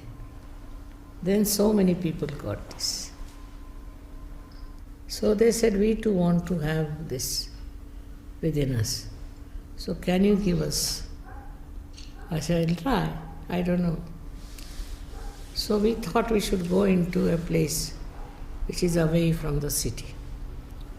So we were about 25 people. I think 6 or 7 people got their realization. So they told us that we are feeling the cool breeze in our hand, and also the cool breeze coming out of fontanelle bone area. So I said, that's it. Now you have to grow in it. You have to watch. With a witness state, you should find out what has happened to you. I must say those days people were very, very genuine. They wanted. It was not just a stunt. And so, altogether out of 25, 21 got this.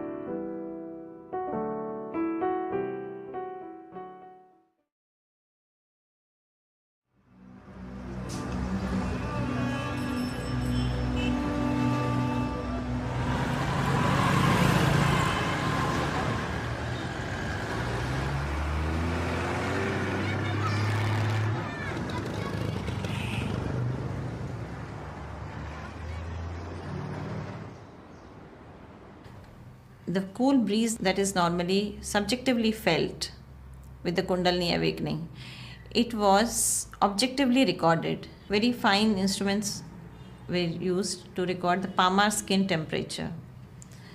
And it was found that there was about 1 degree centigrade drop in the skin temperature.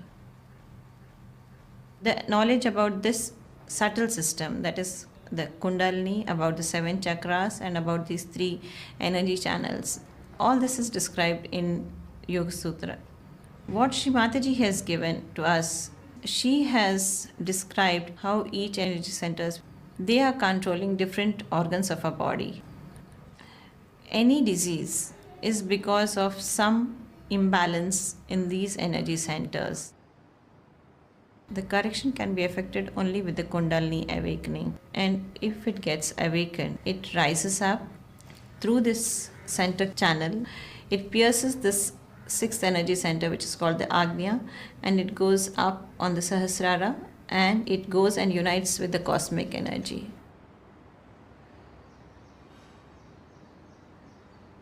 When this union of your own divine energy with the cosmic energy takes place, then yoga is said to have occurred.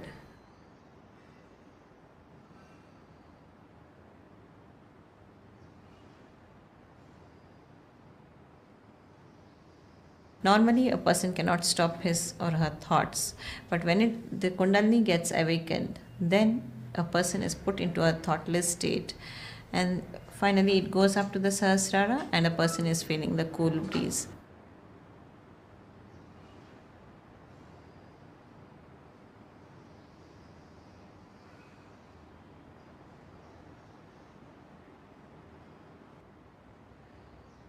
As many diseases are having stress as a major etiological factor, that being cut out, plus the vibrations going to the energy centers and giving the vibrations themselves being regenerating and nourishing, they do the healing.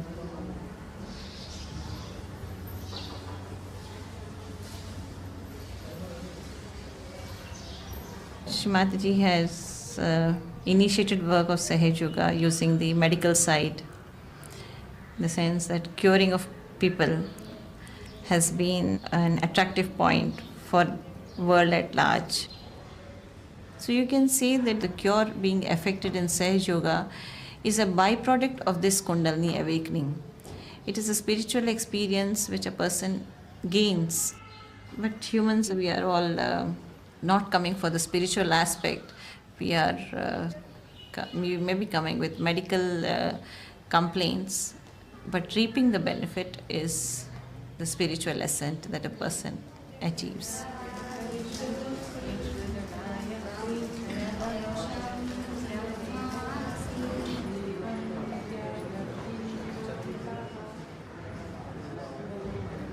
Please remove the guilt from me.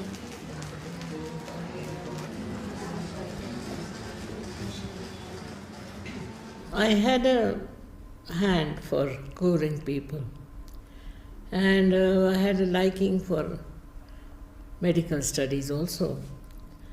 So, despite all other problems, I thought best is to do medicine.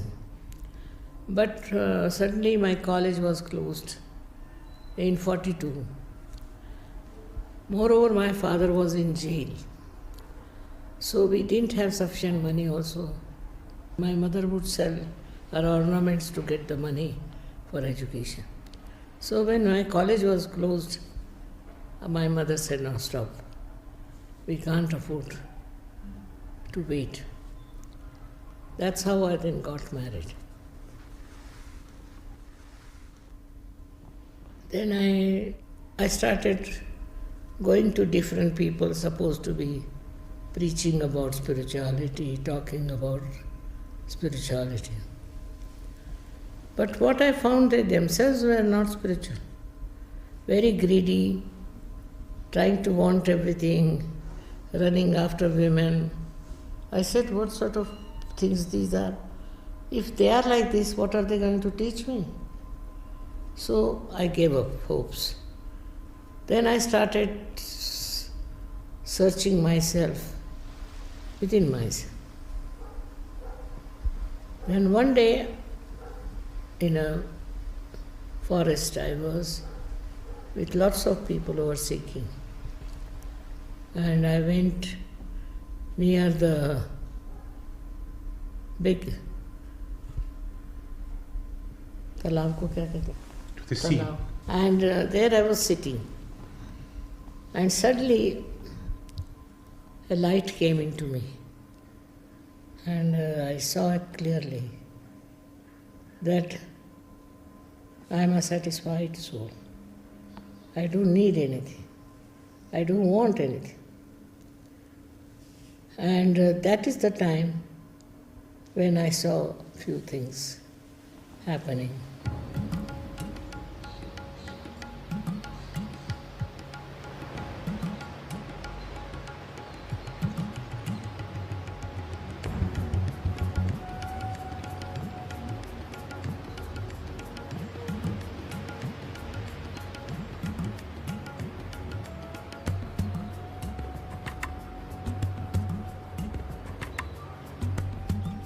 I felt later on, about 8 days later, that there is this power of Kundalini which rises within me and which pierces through the body and all that, which is not a common experience.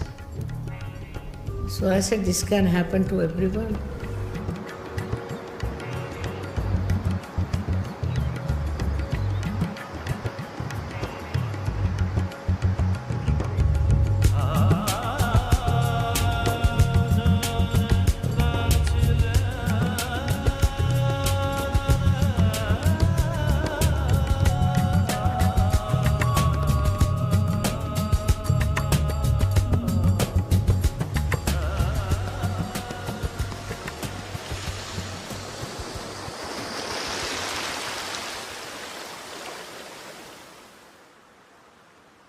You see, many boys also started coming, ladies also coming from the West to my group.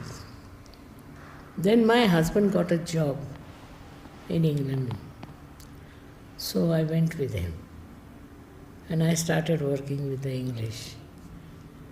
It's worked. We were just in our first year of London life, and we had taken up a house out in the rural area. When I came in the evening, I went to my living room, as they saw, drawing room, and there I saw a young white boy sitting comfortably in the sofa and reading a paper, newspaper. So I said, who is this fellow? Who is he? And he looked at me as if I was an intruder. I went to her and I said, now, do I see what I see? Because I said, I have seen a young man sitting there wearing my clothes, my kurta and my pajama. I said, there is something wrong with me. So she said, no, there's nothing wrong with you. I'll tell you what has happened. And then she explained that she had gone to London. This is what had happened. And so she felt she could help him. We brought him home, and he was dirty, so he had to be given a wash. So I was a little relieved. I thought I had gone out of my mind. I said, well, very good. That I began to understand the depth of her feelings, her vision. It all worked out. My husband should get a job in England, that I should go with him there. There I meet people of that kind. It's a fragrance of spirituality which spreads.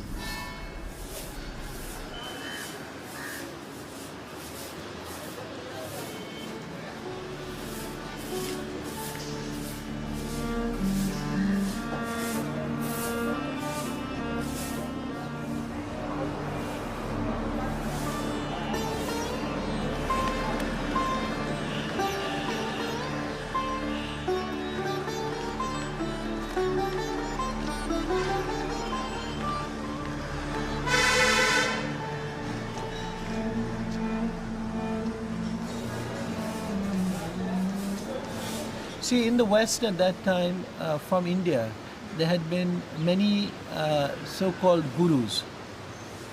Now, when I went to America, I found that all of these people had a great big following out there. They were on television. They were treated as this sort of something really extraordinary that has come from India. But I felt that the seekers were real. I was in California, and you know that in California is where this whole sense of wanting to find ways and means as to how do you break out of the existing mold and get something else in life. So I met many people, and Gregor was one such person. He was actually traveling in California, and I could see that he was a very great seeker, but he didn't know. And we spent some time together, and then I just said, look, I know that you're looking for something. I can't do anything for you, but there is somebody, and we in India think that she is the incarnation of Mary, the mother of Jesus, or Radha herself, Radhaji herself, and she lives there in London just now. She can help you. And I was so surprised. The very next day he left and went to England, and he went and telephoned and went and met Shri Mataji. So many years later I asked Gregor, what happened? I mean, if someone just tells you something, do you just go 10,000 miles away, or how does it go? So he said, no, before I came to meet you, every night I would be having a vision, or I'd have a sense that something is going to happen. I know that something is going to happen to me. And then when you told me, I knew that was the truth, so I just went. One of them was Gregor, who came. So I told him, you can go to London and there, London city. We have some people there who are spiritually very alert. So he said, all right. He went and bought a bow for himself and a shirt for himself. I said, no, be simple, they are simple people. He thought he should wear a bow. Then he went and put the bow on and everything. And Gregor came up and he saw, peeped in, that everybody was very simply dressed. So went down running, took out his bow and everything. And wore a simple dress and came up. But he didn't get realization that day. Afterwards he got it. He was very argumentative from the very beginning, overly read and all that. But gradually he came around. And I knew Gregor now. I met her in August 1975. And when I came to Shri Mataji, I was the child of my generation. And then, with this sort of very permissive lifestyle that we had, our generation, then when you come to someone like Shri Mataji, who is purity herself, and all your chakras are basically in jeopardy, all your chakras are more or less broken.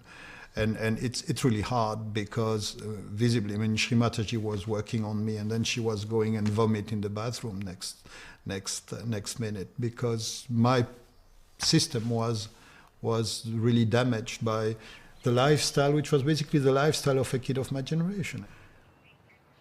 But when she came and she told me what she was here for, what she had come for, what she was going to give mankind, what she was giving mankind already, then that was making the whole thing meaningful, the whole course of history. Then I was like, I don't know how you say this in English, écrasé. I was like stunned by the magnitude of it all, because just imagine that suddenly you get a big secret, and you know that this is what everybody needs, and then what do? When you look around yourself, there were maybe 7 or 8 people, who were following Shri Mataji. So here she is, you have 7 people around you. It is what the world needs, and what do? That was sort of overwhelming.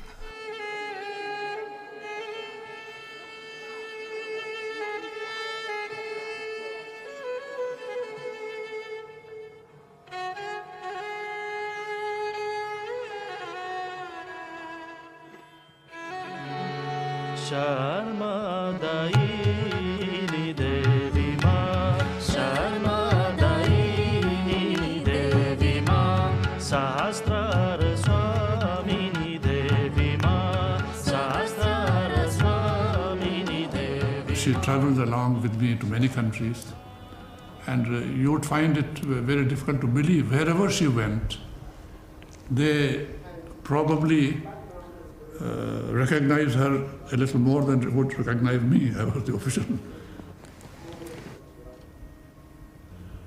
Then, she began to travel on her own, went to different places, different countries. And what appeals to me most in Sahaja Yoga is that it brings about a genuine inner transformation. It is not just talking, something from inside.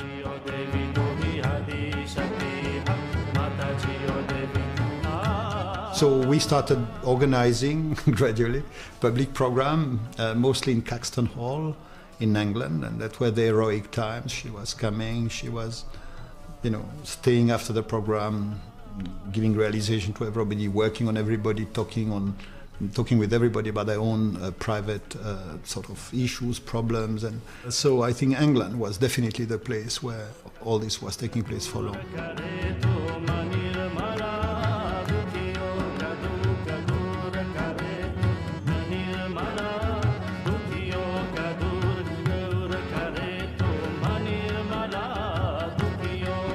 Then some of the people where they went in the country, and that's the way it started. And then little by little they started there. And I went back to my country. I believe, I'm not sure, I think I did the first public program without Shri Mataji in Lausanne in Switzerland. And and some people got the realization. I mean, of course, in the beginning you don't know whether it's going to work or not, so it's ein bisschen spannend.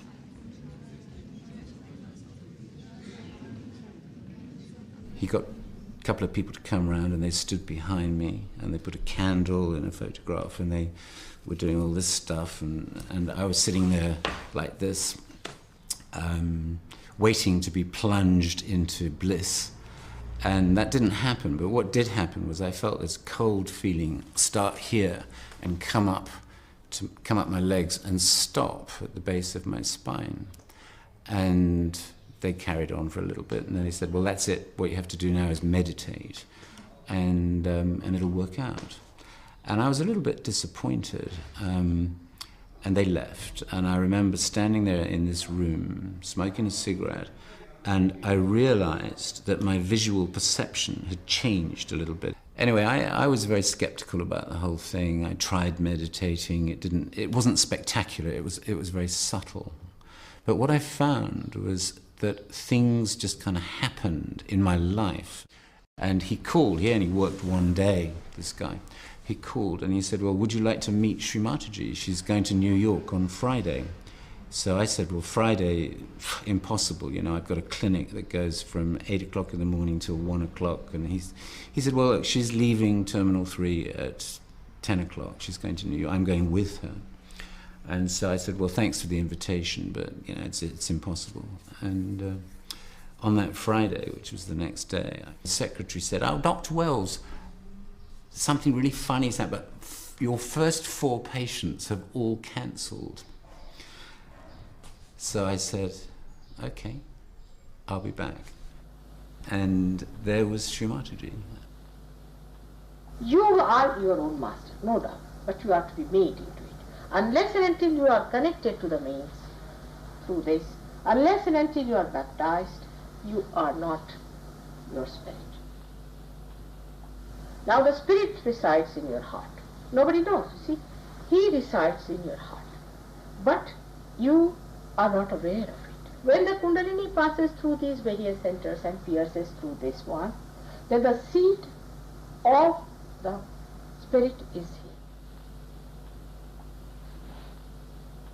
If it doesn't work, we'll work it out later. The chakras are simply anatomical locations that are physiologically understandable by terms of autonomic nervous plexi. So this is the cardiac plexus, the heart chakra is the cardiac plexus. The Vishuddhi is the cervical plexus.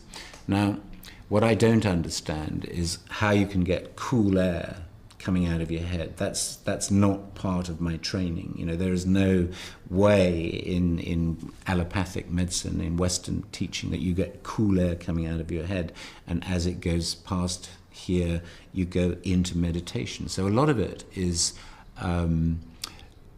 difficult to explain from a scientific point of view if you've been trained, like I am, to be critical and to go to the library and check things out. And my own view is that it's entirely up to me whether I choose to believe in Sahaja Yoga, whether Shri Mataji is a divine being, whatever. So for example, if this thing caught fire and God appeared and said, "Here I am," we'd all have no problem with it. There's always room for doubt. And it's my choice as to whether I choose to believe that this is a divine process or whether it's just a coincidence.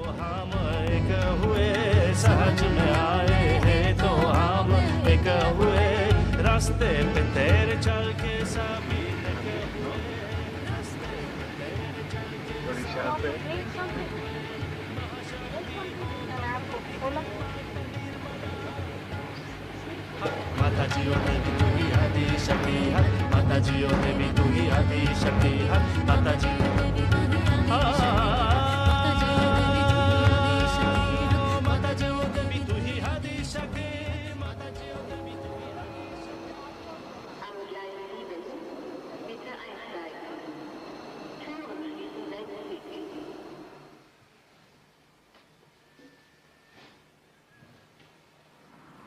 Hello. Yes, ma'am. The food is coming from this side.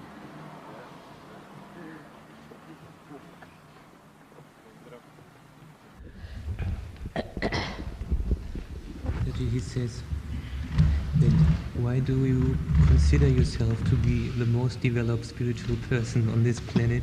I didn't say that. I said it. He said, not me, I didn't say. Firstly, this is his experience which he has said. I never say so. And in modern times, when the ego is so strong, I am not a fool to say anything. Ich war ein bisschen hippie-mäßig angehaucht oder ein Freak, wie wir damals gesagt haben. Oder ich war jemand, der kein großes Interesse an der Gesellschaft hatte, beziehungsweise auch kein großes Interesse daran hatte, ein konventionelles Leben innerhalb dieser Gesellschaft zu leben. Ja. Und ich wusste aber auch nicht konkret, was ich anderes machen hätte können oder wollte. Ich war ein typischer Neinsager, ein typischer Ablehner dessen, was da ist, aber auch nicht mit konstruktiven Alternativen. Ja. Better? Better now. You are going to be all right. Right now, you become a master yourself. Ich habe damals in München gelebt und ich kann mich gut erinnern, wie innerhalb von 2-3 Jahren der gesamte englische Garten rot gewandet war. Ja? Und hunderte von Sannyasins dort rumgelaufen sind. Leute, die früher Hans, Franz oder Uli hießen auf einmal Anand oder Shravanu oder wie auch immer. Ich glaube schon, dass das auf alle Fälle ein Zeichen der Generation war und dass viele Leute sich mit Spiritualität beschäftigt haben.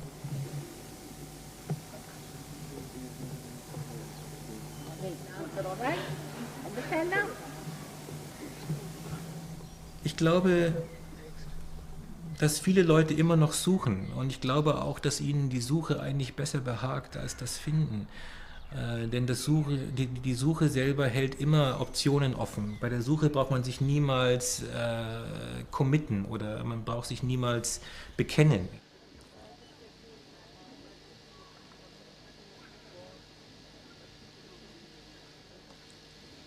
और left hand से देखिए कि sir में कहीं ठंडी ठंडी हवा तो नहीं आ रही, सर से ऊपर, सर से ऊपर. You see, the world is ready for it. That's how. Otherwise, it would not have happened about, say, 20 years back, I think. Now the time has come. It's a new awareness which is coming. You see, it is, I think it is a system where you are ready for something, you get it. People are seeking, no doubt.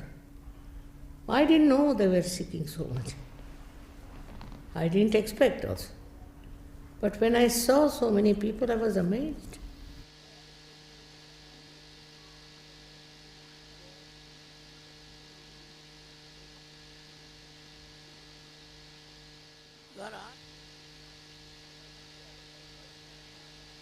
आ रही ठंडी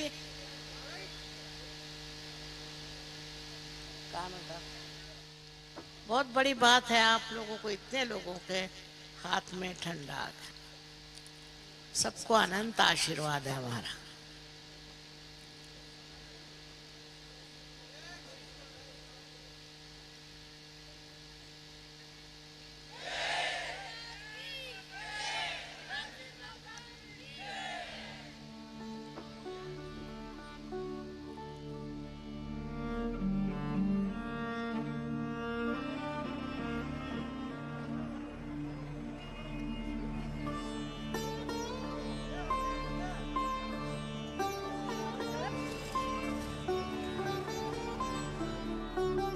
She used to travel so much. I mean, that was the time when I was not so much with her because I was in my home and she was in Europe, and she used to Bulgaria, Romania, I'm hearing she's here, there. She went to South America.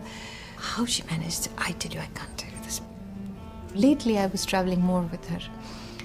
We went to Dubai, and while leaving the leader of the Dubai collective, sitting like this, very quiet. I said, so what happened? He said, Didi, now that mother is going out of my hands, I'm feeling sad. So I told that to somebody else who was also like this, feeling sad because she was leaving from another place. I said, this is like a cycle, and mother leaves and departs, and the people behind are feeling sad, and mother is sad too to say bye. And then she's getting ready to arrive with a lot of smiling faces waiting for her. She goes from there to there. Everybody asks me this, that how could you, as a mother share her? And of course, you're as a child, you want your mother all the time. It's natural. But then she timed it as such when I think I was engaged to be married already when it was 1970, right? That is the date. So I was already engaged to be married. My sister was already married. So as they say, her worldly duties were kind of over. I never found it very different, except, when I saw her posters all over. And I said, oh my God. So she became renowned all over the world. But to me, always a mother. Oh, she was a strong mother, very strong, and she's very keen on, you being correct and right and very dharmic. That emphasis was very strong, that you must never do anything wrong. And it was easier in those days because I think dishonesty was not at all a common thing. So you had to live within your budget. So automatically you became a kind of person, and your attention did not go on to many luxuries. Also, we did not have consumerism in those days. I mean, we lived simply.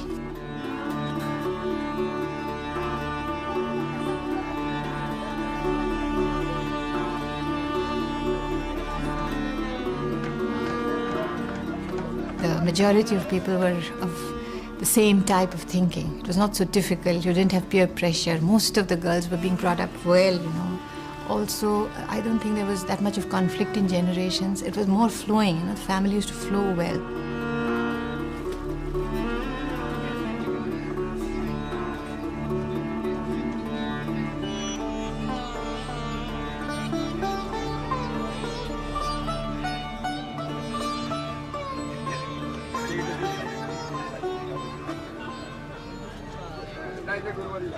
My father was a brilliant man.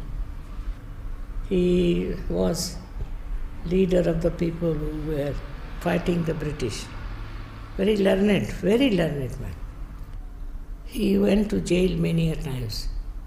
Last time when he went after 1942 movement, it was for 3 years regularly he was in jail.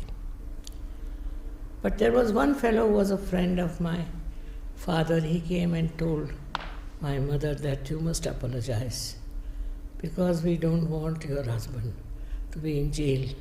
He has so many children and this and that. My mother said, I can't do that. His will. He wants to go to jail. He has to go. Like that, you see, we have glimpses of very ideal type of people during that time. They didn't think of money, their properties, nothing. So sacrifice was immense. Nowadays we can't even think of such a thing. But I did feel that the English should leave our country. They have no right to be there. So I did feel that somebody has to tell them that this is wrong. So I had a great sense of right and wrong. But I didn't know it was spirituality. It was an innate quality in me. But most of the people in those days were like that in India, because the urge of freedom was so great, and that people were fighting for freedom. So they could not think of all those things. Once I had to speak when I was 7 years of age for Mahatma Gandhi's fasting, and I spoke to thousands of people. I was a little girl, and I told them how we should forget about caste system and how we should marry each other. I was such a little girl at 7 years. She would love to get people married. She enjoyed this job very much. And in the little that we had, she would try to get the best. Nephews were difficult, confirmed bachelors. They just got married because of her effort. Such a lot of courage, it takes, because I can see I don't have the courage. I mean, I think because of her extra, I have no courage to do such huge things, but she did it with such love. The bottom of it all was tremendous love. She had a lot of love. My brother is getting married. The girl is from Austria, and the haldi program is going on. It is a turmeric paste which we apply to the brides and the bridegrooms before the marriage, which is supposed to clean them. Mama.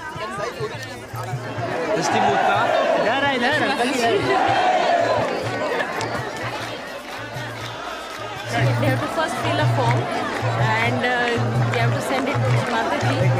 The photograph and all the biodata is there, whatever they are studying or they are working, experience, and whether they want to get married here. And then the final matching is done by Shri Mataji. It is auspicious because she finds the brides and the bridegrooms from the whole world. Otherwise, for the mothers, for parents, it is very limited area. We just look in our place.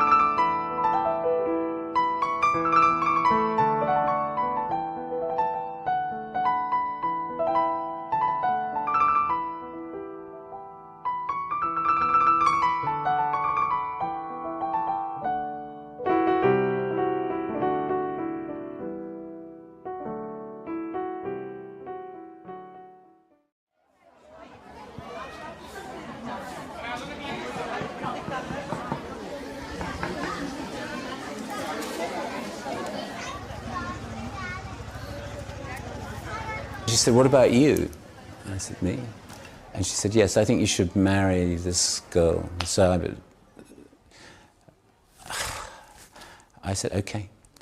And So I got married in Sahaja Yoga, and we have 3 beautiful daughters. They're now 17 and twins of 16. The marriage has been really very difficult. We're actually divorced now, and it didn't work out as a relationship. I just felt we were from different cultures, we were from different socioeconomic backgrounds. I was into drugs, sex, rock and roll. She was into learning how to do Viennese waltzes and going to the opera and stuff like that.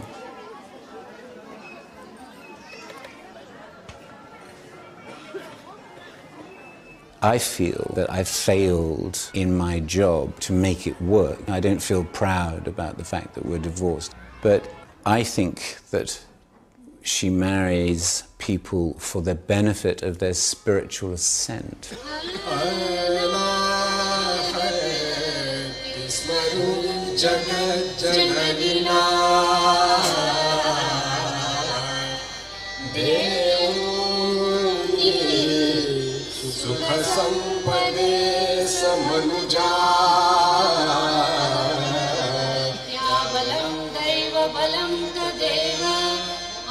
Shakti tava padayugam smarami Shubhamangala Savadhan Shubhamangala Savadhan Shubhamangala Savadhan.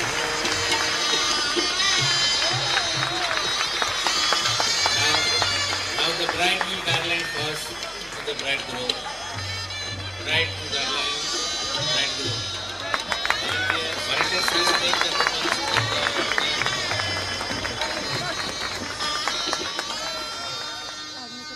The mistake we do when we look for a partner, we look for affinities. Because, same taste, same, and that doesn't always work. What we need to look for is complementarity. And complementarity we can't identify because it's hidden.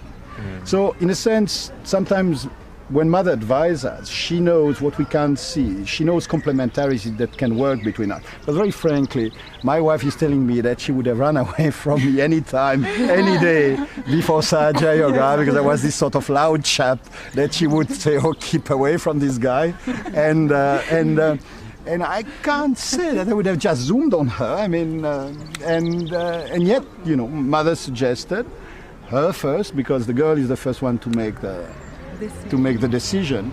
And then once she said yes, I said yes, and yeah, it worked.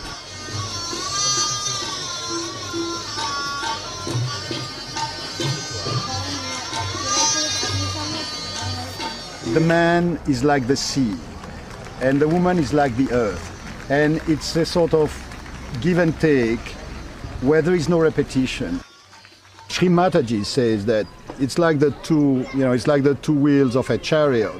They are equal, but they are at 2 different positions. So you need the 2 wheels to be equal for the chariot to go straight. If one wheel is larger than the other one, the chariot goes round and round.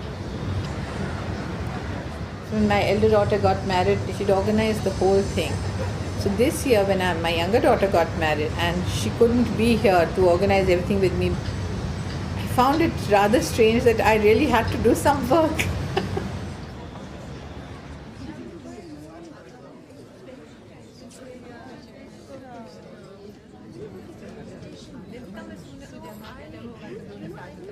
In Sanskrit, they say the events of life are called samskaras. They are called samskaras. So you have special pujas and ceremonies for certain episodes in your life. Of these, the marriage is the most important sanskara. The reason is there's a lot of emphasis on the stability of this union. That is the basis of entire society and family and everything. So if this union is not treated with great sanctity, it can just... and there are hundreds of reasons to shake it. So if you don't give it that sanctity, you make it totally sacred, you can walk away from it. Om Saubhagyamastu. Om Shubham Bhavatu. Hadi.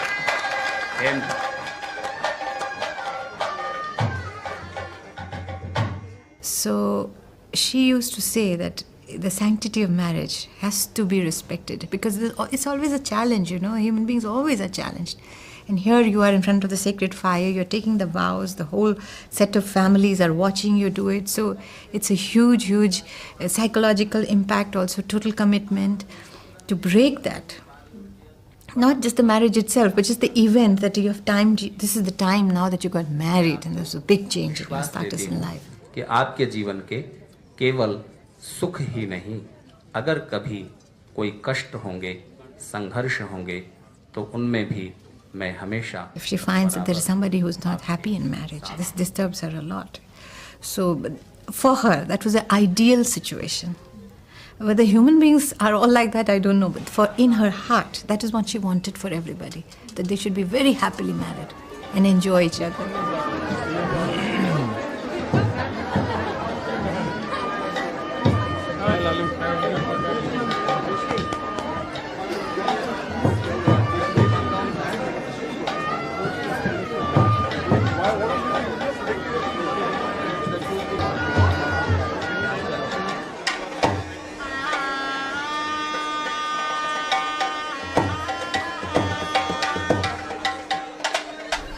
You see, the thing is, in our country in those days, there was no choice, nothing.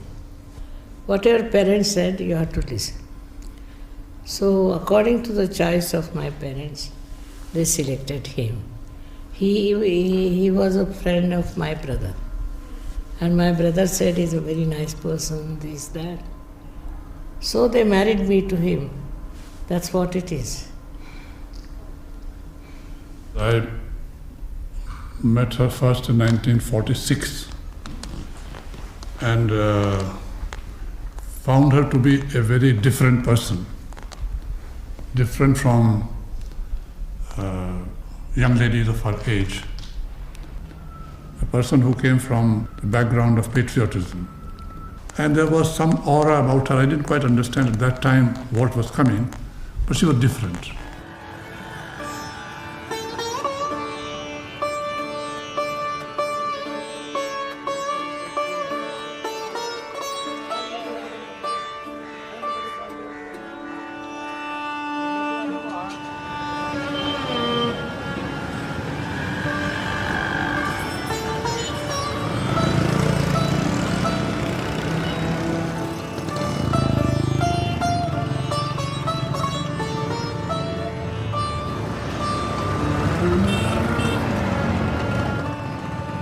Now I find we have another kind of slavery, a slavery of selfishness, self-oriented. This is my comfort, I must have this, it should be enjoyable, I'm enjoying, I'm this, I'm that.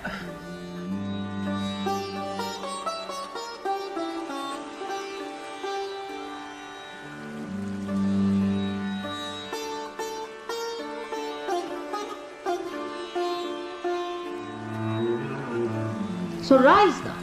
You must rise above your petty, small mind.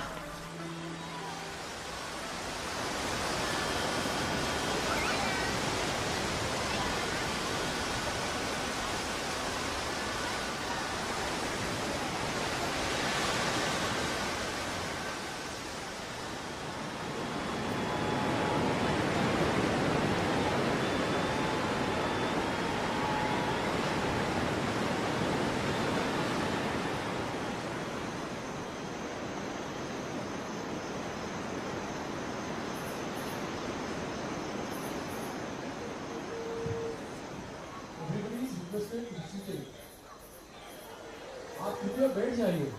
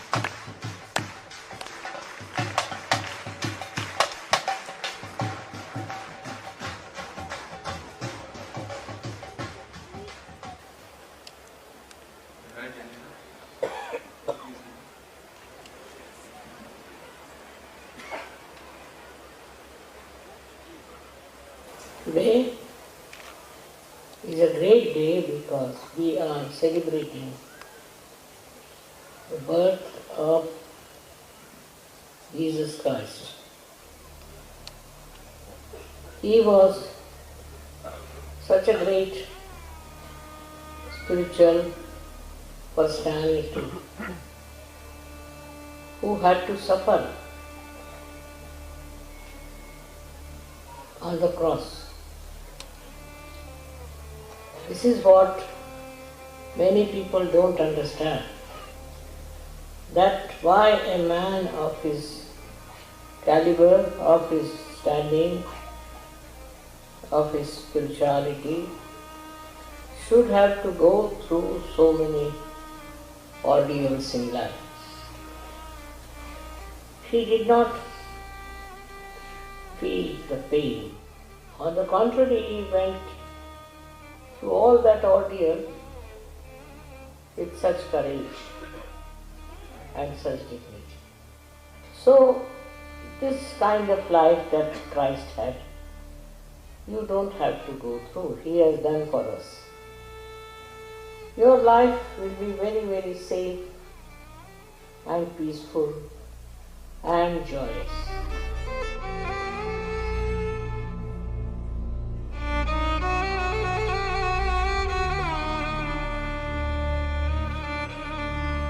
सर्वमंगल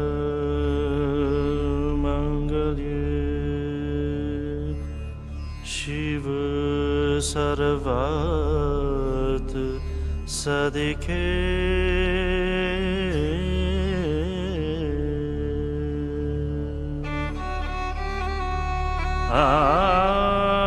शरण्ये त्र्यंबके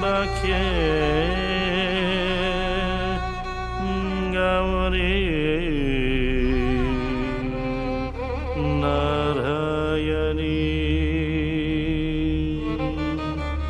नमोस्तुते।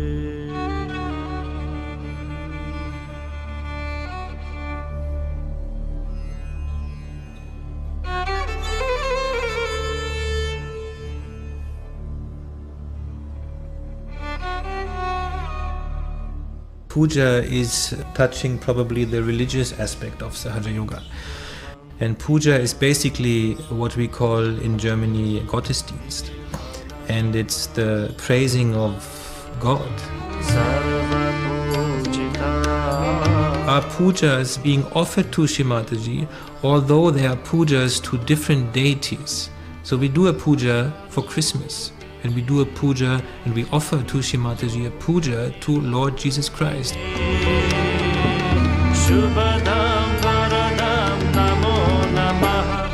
Because bhakti, which is the praising of God, the surrender of God, the love which you offer to God, yeah, is a very important part in the relationship between a human being and the divine. And without love, there's no relationship between you and God. It's all based on love. So bhakti is the bridge on which you walk to God.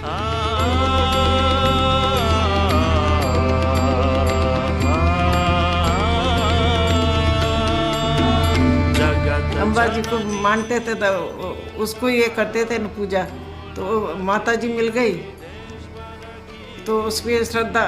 हम पहले जब माताजी के अम्बाजी ने पूजा करता तो अपने photo ले हाथ में एकदम भक्ति भाव थी एम था कि आ माँ तू हमने क्या रे मारी आम तो फोटा ने तो चांदलो करे कि अपने वस्त्र अलंकार पास रख देते थे, पर हे माँ प्रत्यक्ष तुम कब मिलेंगे हमको। तो जब माताजी मिली तो इतना माताजी को ऐसा बैठा के पूजा करने का इतना आनंद आता था कि उस माँ मिल गई तो कितना आनंद आता है। निर्मला माता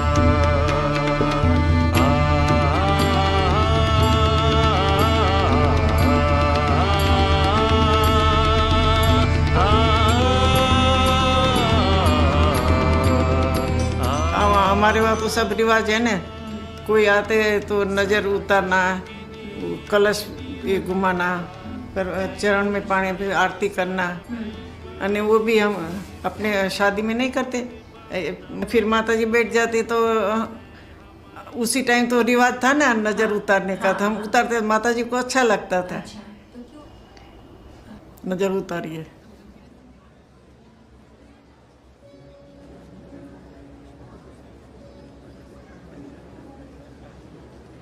It gets me centered, it gets me feeling that I'm in contact, that I'm connected with God of my understanding. The actual puja turns me into a more innocent child, and we dance and we sing, and the next day and for the next week usually I feel calm and I feel that I'm heading in a direction that is what God wants me to do, which is usually to do something for other people, you know, like make somebody else laugh or some little thing.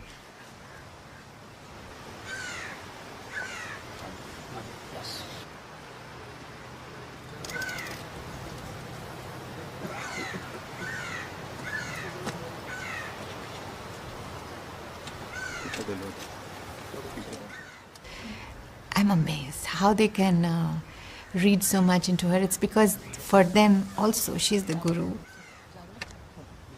And they're watching every movement of her face, so they have understood her completely. And I think the main thing is that she has been able to transform a person, to run away from that ego and get into connection with the consciousness of Param Chaitanya.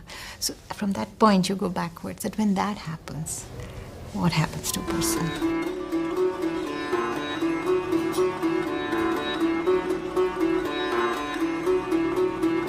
Her desire is the emancipation of humanity, that they should be connected to the divine, that they should have joy in their lives, that they should be able to be collectively conscious and understand vibrations from each other. She knows that it's not easy, it's going to take time.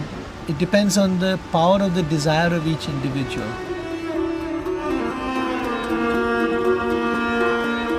It's not a battle for the world, it's a battle for myself. If I can work it out in myself, it doesn't change the world, it changes myself, so I have my first win. But if we all do it, then eventually we get an impact on society.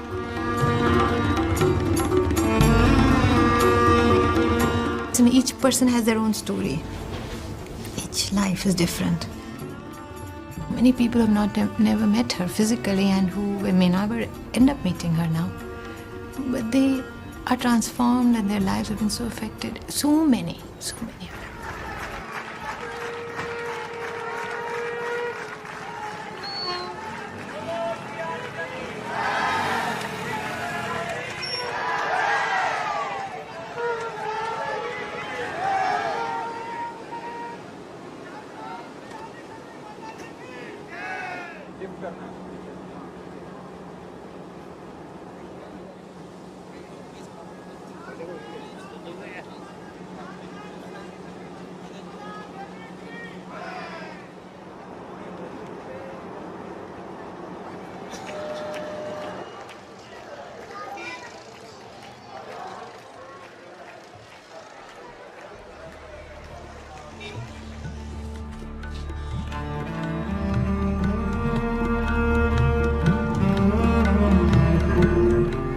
I'm sure, as a mother, I'm not so bad. But as a father, I think I lack some things. Please try to come up so that I should feel that I did not lack in my fatherly attitude towards you.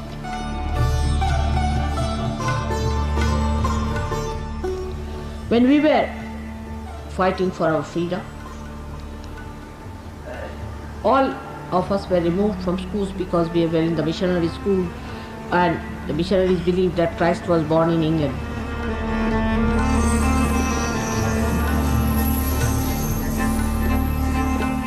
But we were such proud children, very proud.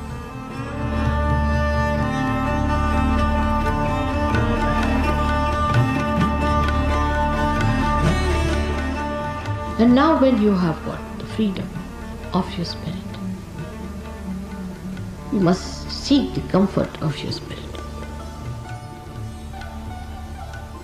one has to bear the pangs.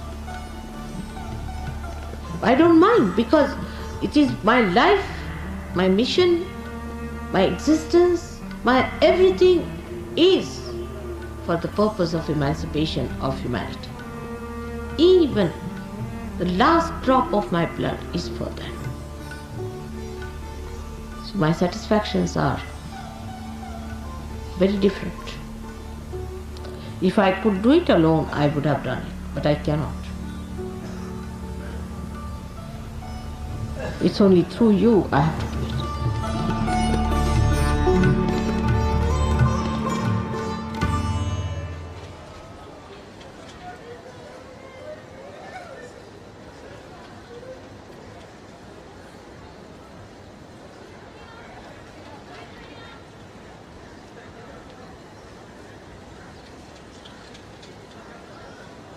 I must say that CP has tolerated my lots of nonsense of being very generous and all that. But somehow he is tolerated. Not tolerated, it has been absolutely wonderful. It continues to be that. She has been doing this now for many, many, many years. So I don't agree that I have tolerated her. On the contrary, it is she who has tolerated a bureaucrat in her life.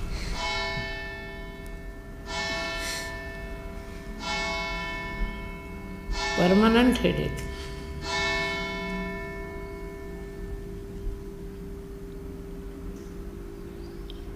So all these ideas about religion and God and all that must be again reformed.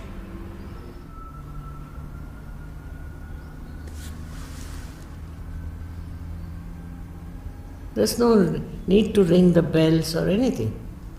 Bells have to be inside. Thank you. May God bless you.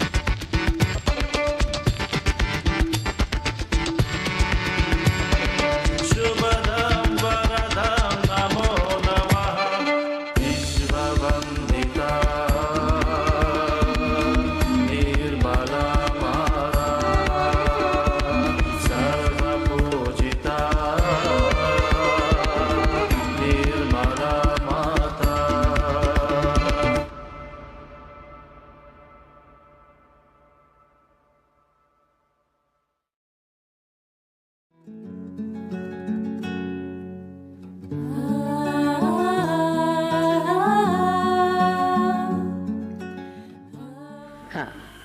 Just put your hands towards me. Just like this.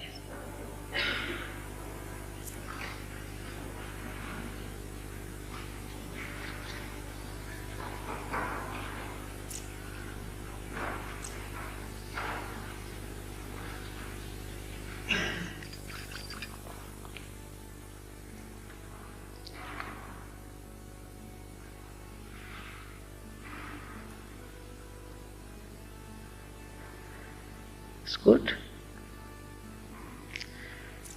You're all thoughtless. If you see, there's no thought in your mind.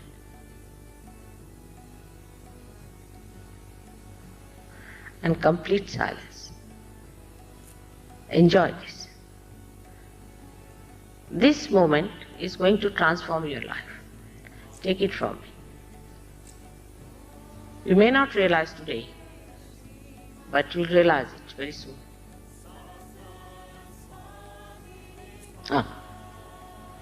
Strong. Have faith in yourself. That's the main thing.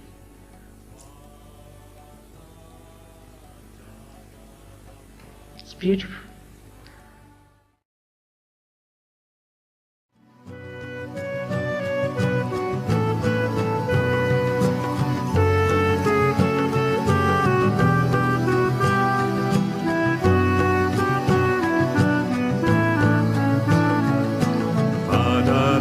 Shri Mataji Angana. Adare hai Shri Mataji Angana. Uvare Arahi Chaitanya ki. Uvare Arahi Chaitanya ki. Panchi gaye madhura dhum. Panchi gaye madhura dhum. Mora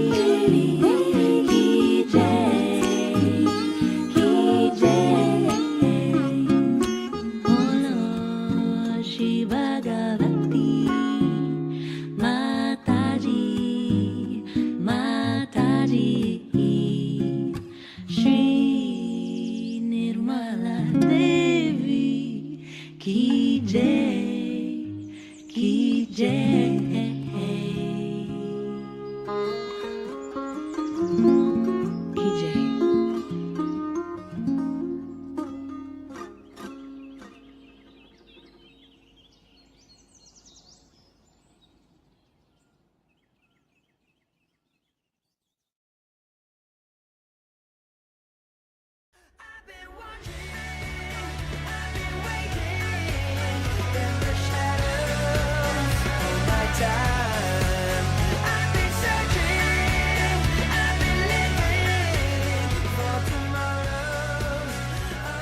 Hello, my name is Eero Heinonen and I'm doing this testimonial for Sahaja Yoga Meditation.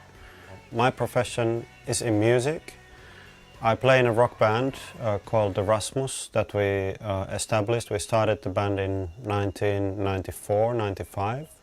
So when I was about 18 years old, 19 years old, I had a friend who was in the same music school with me.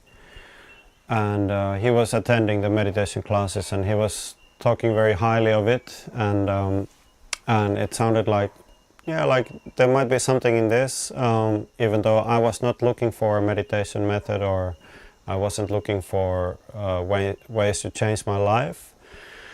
But at one point I had been going to the classes at that point maybe 4 or 5 times, and I vividly remember this one moment when it was after the class. I came out of the building, came out of the library. It was held in a library that day, and I came to the street, and suddenly I started to feel this sort of like a bubbling feeling inside of me, and I just felt like, wow, this world is so beautiful.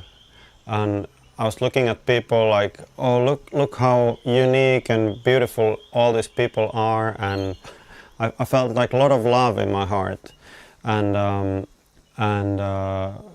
it was an experience that felt like, well, even if I wasn't looking for anything spiritual, this definitely feels like something positive is changing inside me, and I felt like I need to follow this. I need to follow this experience and see how far it will take me, and what I can get out of it. I also got introduced to Shri Mataji, who is the founder of the method, and she is an Indian woman who has a very deep understanding of spiritual aspects, and I started listening to her lectures quite a lot, and there's plenty of them online as well. I still do, like, frequently I listen to her speeches, and I try to discover like what those metaphors and things what they mean in my life, and yeah, she's an important part of my meditation practice nowadays. I think that ever since, like, also my professional life has been affected in a way, because I felt like, okay, these are the values that kind of keep me on track if I want to achieve good meditations, and you know, I want to keep my life positive. I don't want to, you know, I want to get rid of intoxication, and want to get rid of negative thoughts, and you know, I don't want to lie to myself, I don't want to lie to others. Sahaja Yoga Collective, I mean, the people who practice Sahaja Yoga frequently, like, we have these people in so many countries, like more than 100 countries or 110 countries probably. We're like a big collective of people who have a vision to wanting to give this meditation to many people, and we want to make it available for everyone who is somehow interested to go deeper into their spirit and experience life in that sort of like a subtle, full way.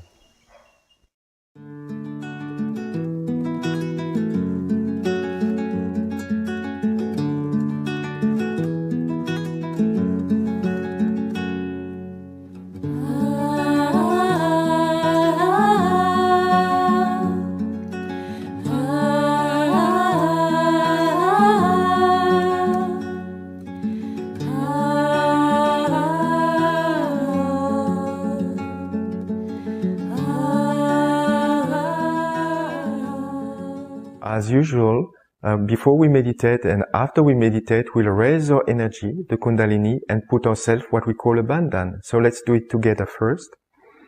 So the left hand will raise vertically, and the right hand will rotate around it like that. And we do that 3 times. So the first time, and on top we do a knot. Like we want to tie our Kundalini to stay on top of our head. We do it a second time.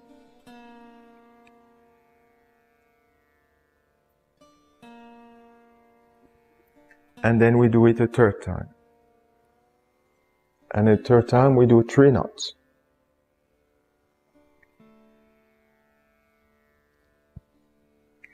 Now we put ourselves in a bandhan, which is a protection of our aura around us, with the left hand still on our lap and the right hand starting on the left side, going around us and back in half a circle. 7 times for the 7 chakras.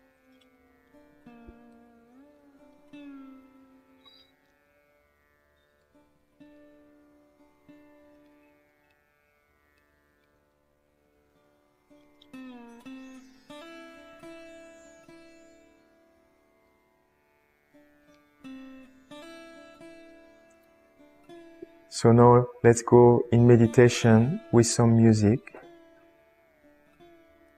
And this will be a silent meditation. Simply, if you have thoughts, forgive them. Try to keep your attention above your head. And simply go in meditation. Go in the present moment.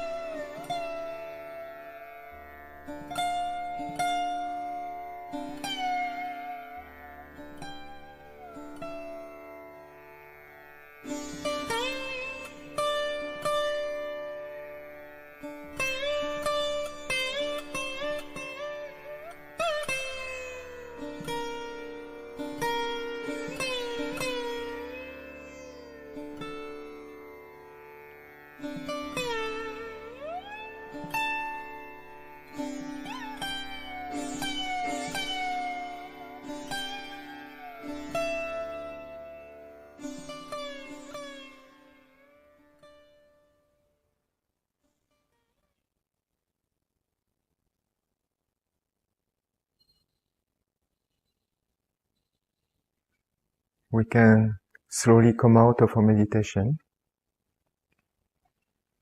I hope you enjoyed this session. So it is very important to meditate every day, to cleanse ourselves in the evening, and to come to this weekly webcast, or if you have an event, Sahaja Yoga class nearby, please go and attend that class, because that will certainly enhance your meditation and help you to grow spiritually very rapidly.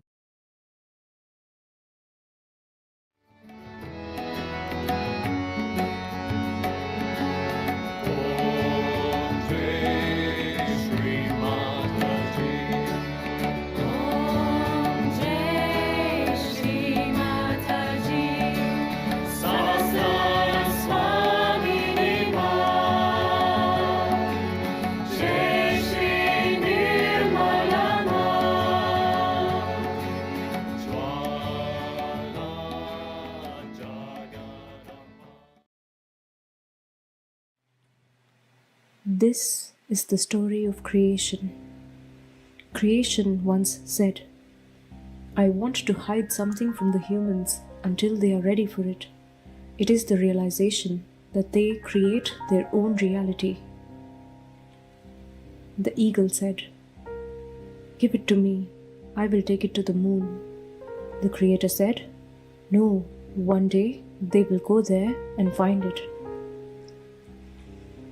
The salmon said, "I will bury it at the bottom of the ocean." The Creator said, "No, they will go there too." The mighty buffalo said, "I will bury it on the Great Plains." And the Creator said, "They will cut into the skin of the earth and find it even there." To this, the great-grandmother who lived in the breast of Mother Earth and who had no physical eyes but saw only with spiritual eyes, said, "Put it inside of them." And the Creator said, "It is done."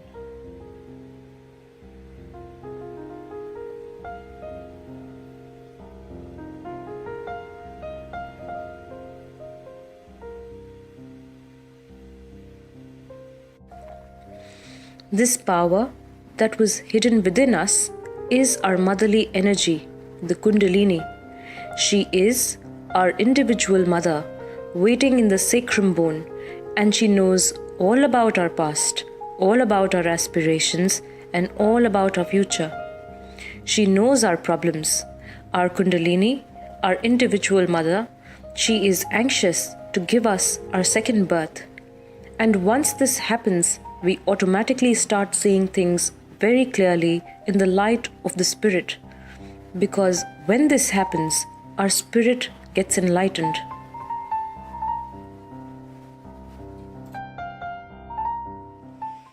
Shri Mataji Nirmala Devi devised a very simple technique called self-realization to awaken this Kundalini energy.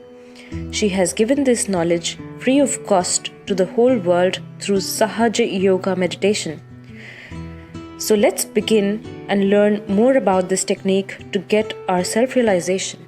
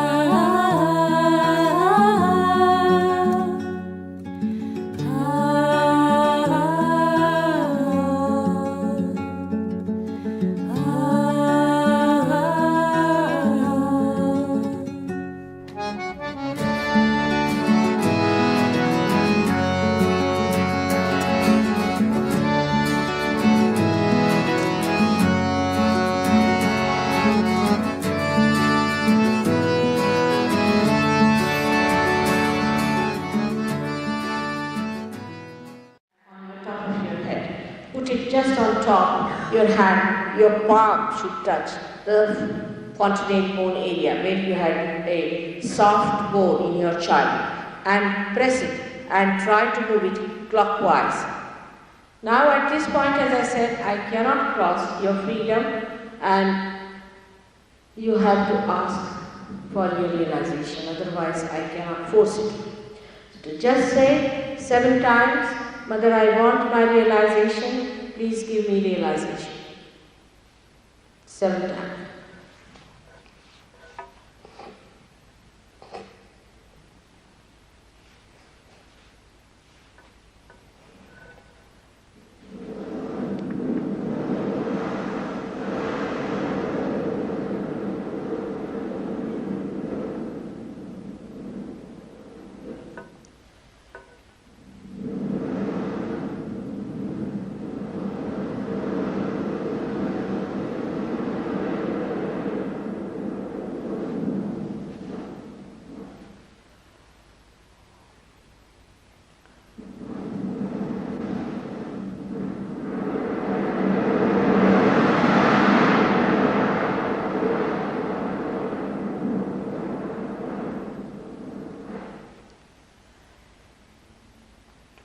Now raise your hand and see if there's a cool breeze coming in.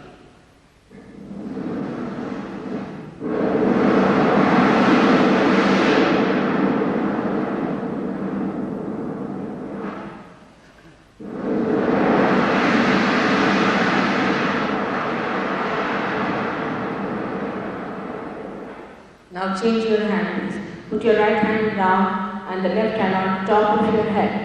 And now see, raise it little high, about 6 inches high. 6 inches high.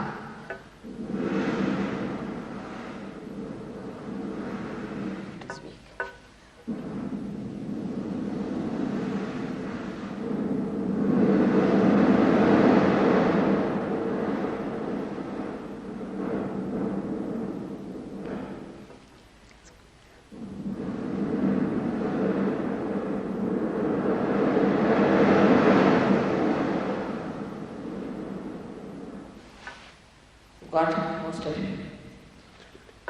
All can raise both your hands on top of your head. Open your eyes. Raise them high, high up. And now ask the question in your heart, is this the wind of the Holy Ghost? Is this the Brahmasha? Is this the all-pervading power of love of God that does all the living work?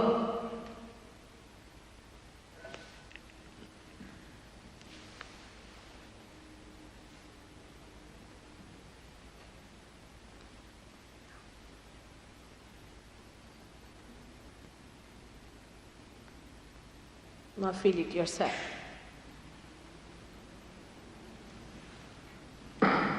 Those who have come for the second time must have definitely felt it, but I'll tell you today what is to be done tonight and work it out. It will be better. You might get a photograph from these people tonight. In the beginning, it's better to use my photograph because it has got vibrations. Now what you can do is to put a candle in front of the photograph and you can see the vibrations are coming from the photograph. Now put the left hand towards the photograph and right hand like this. Just now you can do it. Put the left hand towards me and the right hand like this. Now this is the balance. This is the balance we are doing. Put left hand towards me and right hand out like this at the back. You see, like this. So we are ventilating. All right. Now see on the left hand if it is coming.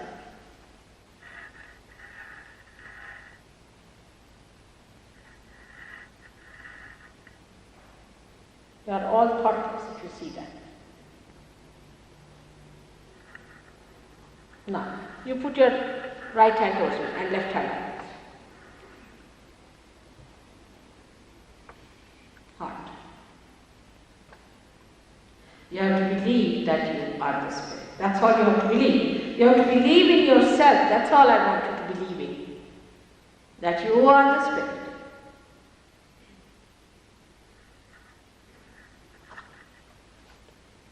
Good? Alright. Then I'll teach you how to raise your Kundalini tonight when you go home. So this is what you can do on the photograph, and you can see that it starts flowing from both your hands. At the most, if you are very much sort of intention or anything, if you are very sick, then you can take a little bowl of water with little salt in it and put your feet in that bowl and take the vibrations from the photogram. But if you feel cool breeze in your hand and cool breeze moving in this hand, then everything is perfect. Now you have to learn. Tomorrow I'll tell you what it means, how to use it, how to become a master. It's a simple thing. Now today I'll teach you how to raise your own Kundalini, which is your own. Now put your left hand in front of the Kundalini, here. All of you sitting down. Can you see me? Put your left hand like this, just like this in front, like this in front. This hand like this. The right hand has to be moved up, front, down, back, like that, clockwise. You have to raise it. Now, let us raise our Kundalini. Start it moving slowly, like this, like this, like this, and throw your hands up, absolutely loose, and then give it a twist. Throw your head back, and now give it a knot. That's one. You have to do it thrice. Again, let's do it. Hold the hand in front and start moving it.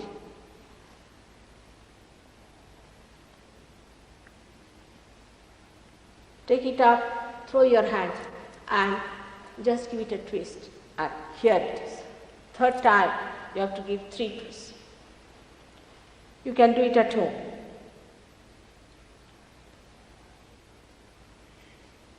Throw back your hands, head and hands loose, and give it one, then the second one, and then the third one, like this.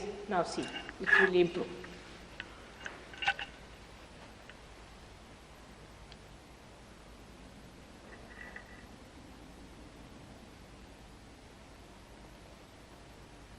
Now, there's one thing more one must learn, how to give protection to your aura. That is very important.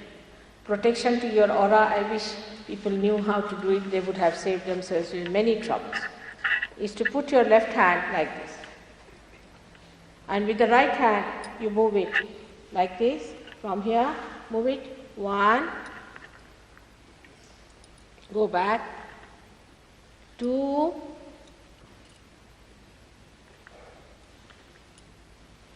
3, 4, 5, 6, 7. This is how you give protection to yourself. Now see your vibration.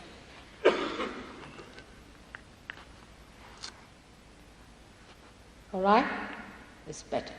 Now what happens that when you are judging others' vibration, you can just start judging like this, it's alright, or give him a bondage like this. This is the bondage of love, because it is flowing through your hands. When you move your hands, actually the power is flowing through your hands and fingers. So what you are doing is maneuvering. So you give it a bandhan, like we have a good luck sign, like that to him, and then see the vibrations. Now if you want to see your own vibrations, you give yourself a bandhan like this, and then see your own vibration.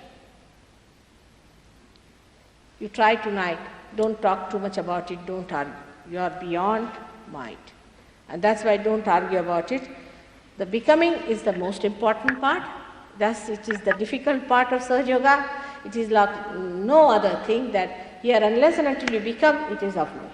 You have to become, then you have to grow, then you have to become the expert, ultimately the master.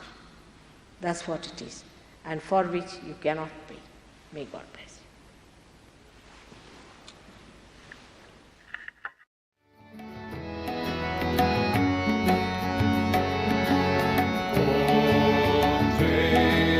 Shri Mataji. Shri Mataji. Sahasrara Swami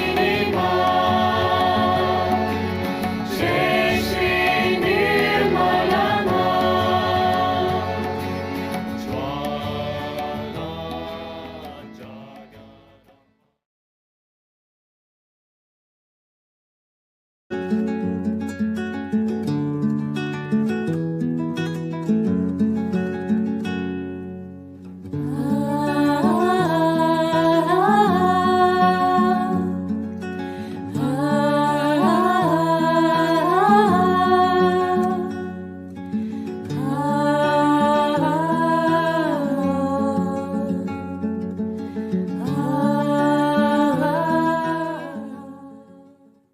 My name is Michael Fogarty. I'm 76 years old. I came to Sahaja Yoga in July of 1980 when I was 44. So we were amongst the first people in the Sahaj collective in Australia. We were looking for a health cure for our daughter. I guess we were looking for the help of a higher dimension than what traditional medicine could offer. We went to all sorts of places to find it and ended up in Sahaj.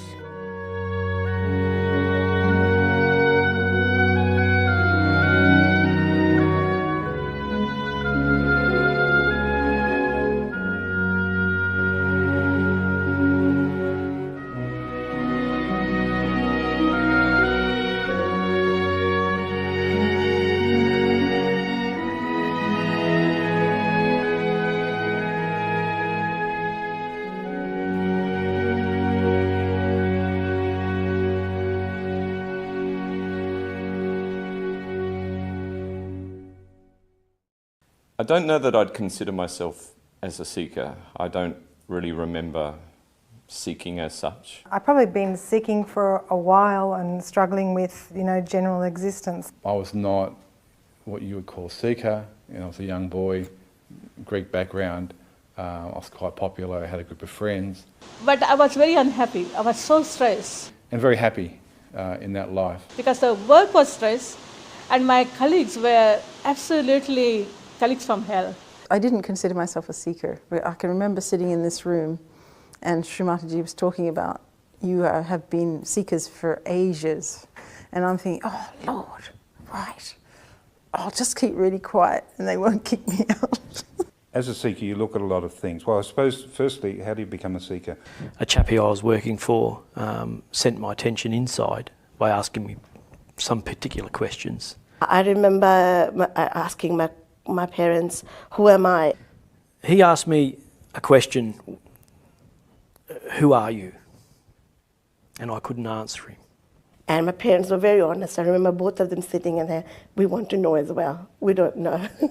And I'm thinking, I'm not dying until I have the answer. I was telling myself that the more money I made, or the more successful I was in whatever it was I was doing, I'd get peace, but I never did. By the time I was 22 years of age, I had a Volvo and a Honda dealership in Western Australia. I had 30 people employed and country property. It wasn't working.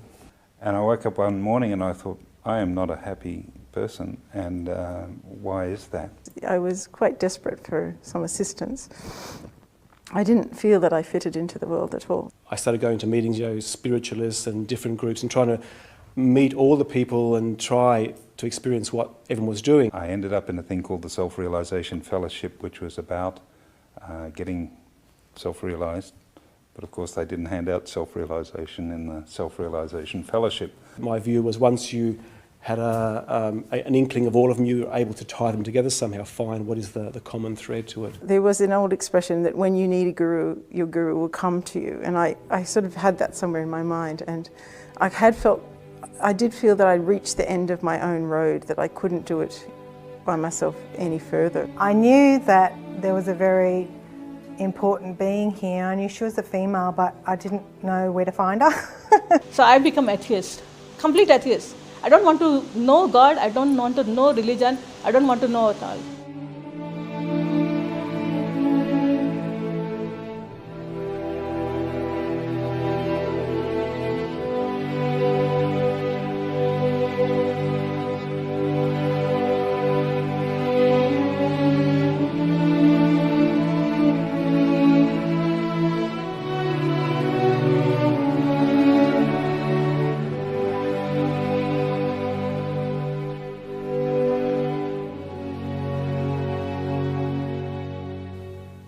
I was involved in a boating accident in the late 70s, about 78 I think, on the harbour, and I really injured my spine.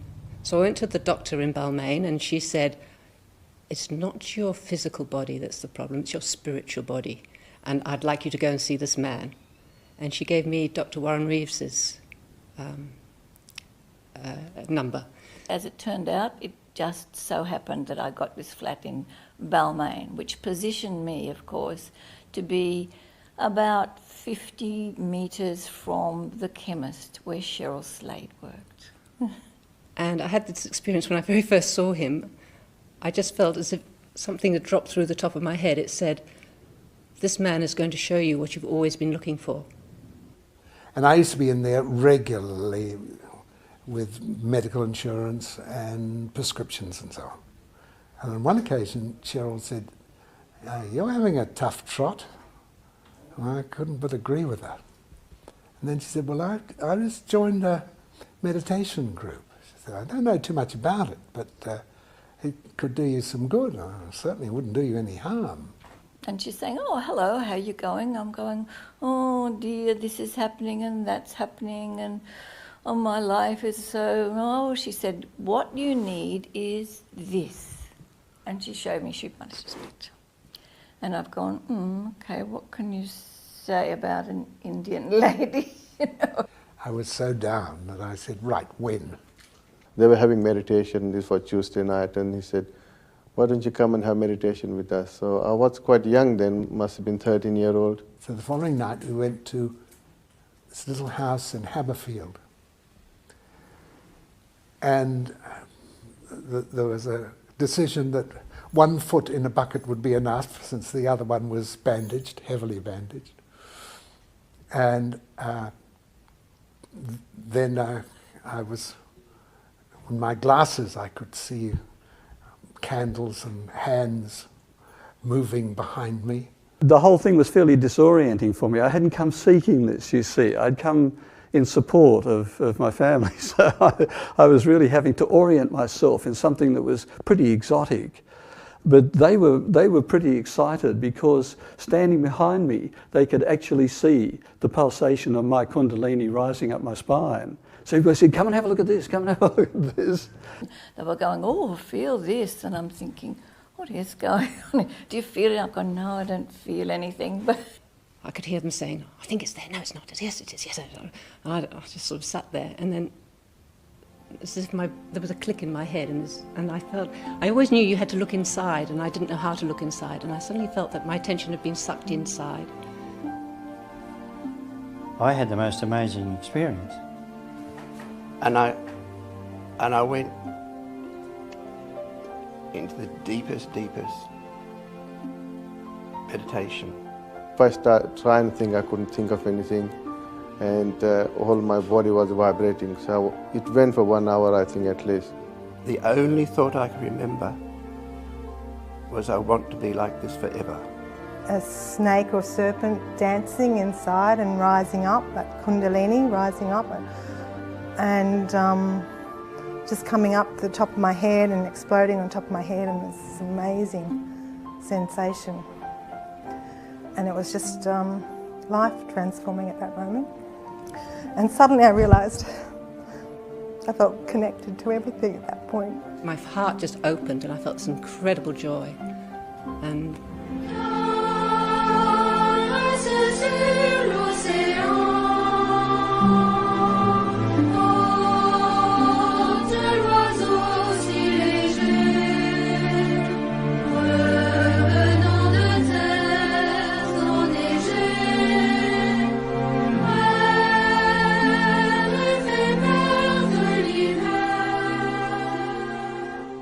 I looked at her photograph and saw this amazing image of her with all the arms, and she was a goddess, you know. That was an incredible sensation. I've never understood what love was. You know, love was always conditioned love. But this was just love for all humanity. It was just, and it lasted for ages. It lasted for weeks and weeks and just got me through those early days. It was beautiful. And you know, life will never be the same again, that you have been transformed at that moment.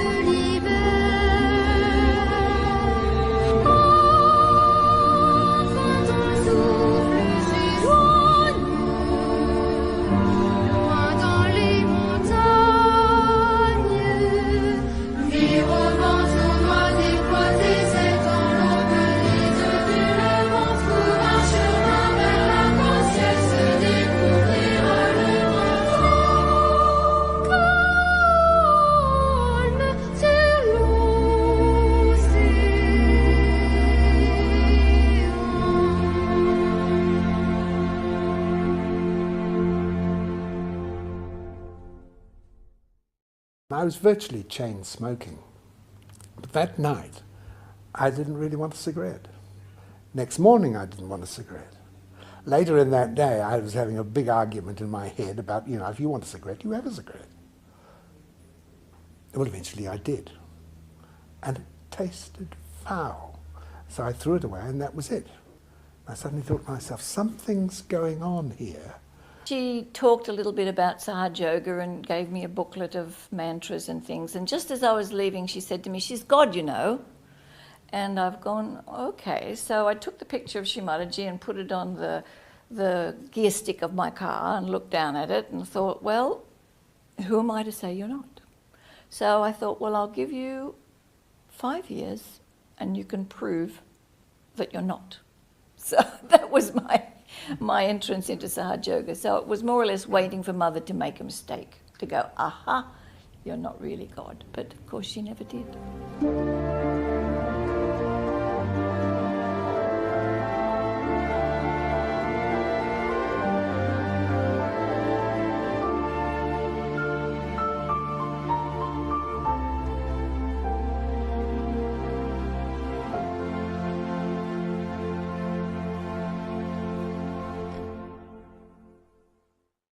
My family got their self-realisation a year before me. So then my brother went to the first puja in Ada Avenue in Wirrunga, and he came back from that puja and he looked wild. His hair was sort of standing on edge, his face was like glowing. He was sort of mumbling about pujas and washing someone's feet and feeling a wind flying off this lady, and it was everything he'd ever hoped for, and he'd found the answer and I had to come along. If you're family, they tell you, she's God. And I was sort of saying, well, you washed in your lady's feet, you felt a wind. I'm sorry, but it sounds a bit crazy to me. So good luck to you. It was sheer luck. It's sheer luck and absolute grace of Shri Mataji that my colleague who used to work with me in bank, Mrs. Damle, she had this ring of Shri Mataji on her finger. And I say, oh, now this one. She's going to the false guru. I better rescue her. I think it was Marilyn Fogarty, who mentioned that this very special person was coming, and then somebody else also said that there was a saint coming, and I thought, oh, yes. So he said, well, can you at least drive me to the program and drop me off, and then, I'll come back home later. I said, okay, no problem, I'll drive you there. Well, I got to the bus stop, and the bus pulled up, and then I went, oh. And then it got into town very quickly. I got down to Town Hall Station and the train pulled up for King's Cross. Excuse me? So we drive there, and then by chance, right out the front of the hall, which is in King's Cross, which is never any parking, just at that moment, a car pulled out right in front of the hall. And he said, oh, look, the spot, just pull back in, and then you can wait for an hour, and then you can take me home. So I said, all right. So I went in the hall, sat down. It was like there was this red carpet. It was the most amazing thing because that had never happened to me. It's just like on command, everything arrived on time. I was sitting there with my arms crossed, a little bit sort of peeved. And then in a short time, the person said, please stand because Shri Mataji has arrived. So everyone stood up, and I was thinking, well, I'm not really here for the program, I'm just the chauffeur, I'll just stay down. So I was sitting with my arms crossed and everyone's still standing up. And I was sitting there, and then all of a sudden I just felt this huge pressure, like when someone's really looking at you in a sort of a way, and I turned, and Shri Mataji had walked down the hallway, and she'd paused at the aisle where I was, and she was looking down the aisle at me. And then when I established eye contact, I can still remember it felt like... Maybe I was enamored, I don't know, but I didn't actually think about it. And she was like the most perfect person I'd ever seen, and I was thinking, oh, this is what I need the perfect mother. And I felt absolutely in love with her. And my brother was sort of pulling my shirt saying, sit down. So I sat down, and then he put his hand above my head and said, look, it's really strong, you got it. I said, I got what? He said, your realisation. He said, it's happened just like that. Whether I accepted who Shri Mataji was then, I don't know, but I suppose when you have that sort of experience, it's very it's very strong and it has a very strong effect on you. You can't deny it then, you know, when you have that feeling of absolute joy. And, well, that's what it is. It's just absolute joy, you know, you just can't get out of it. And then she talked about things, and it was such a relief to hear someone who thought the same way as me, because I'd been kind of feeling a bit like a dinosaur in the modern age at that stage. And I thought, okay, well, we're on track here. This is somebody who knows what's what. And it was sort of like, well, this is my grand unifying theory. This sounds like it. I just agreed because nobody had actually said, none of the people I'd ever looked at, and they never even talked about such sensible, common sense things. I didn't hear the lecture. I didn't hear anything. The only thing come in my mind is, Mother, I love you. And then I was just in love. I was completely euphoric for so many weeks. I went deeply, profoundly thoughtless, just incredibly in another space. I think I probably felt peaceful, I must have. And maybe I felt thoughtless, I don't know. But I just knew that was it. At the end of the lectures, Shri Mataji says, and may God bless you. And I used to say, what God has to do with, Mother, you bless me. I sort of joined this sort of queue of people, and up I went just to say thank you.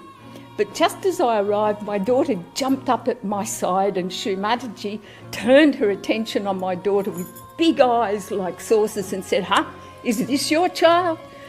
And I had to confess. And then she said, she is a born realised.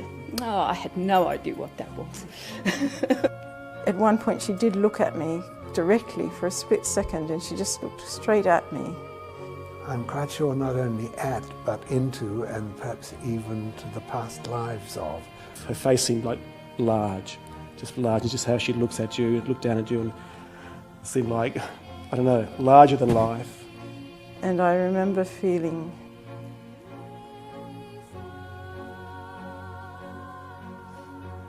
knowing that she knew me, absolutely knew me. It's difficult to pin into words, because I'd never experienced anything quite like that. And that still she loved me. And that was a very important moment in my life.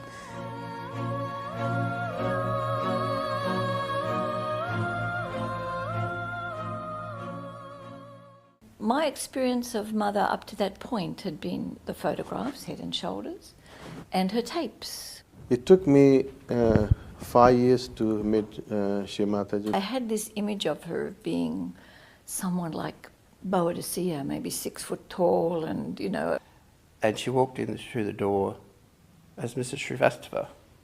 Oh my goodness, she's shorter than me, She's so small. And I was sitting there thinking, this is Mahamaya. This is just so ironic, all this. She's made it so easy. There she was with her husband, and I still didn't kind of get it.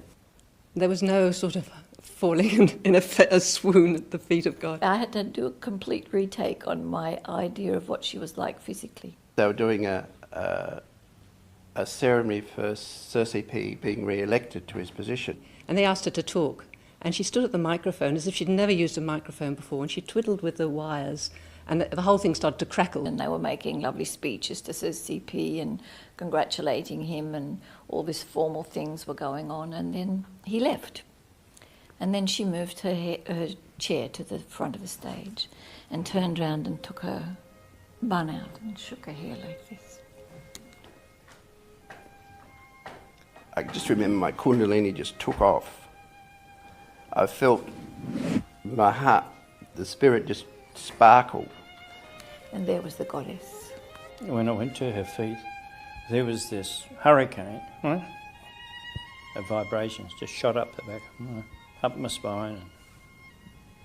It was just like rigid power. I felt like coming out of her head was a spiral, just like that, like the universe was in her head. No one's going to convince me that Shri Mother's not God.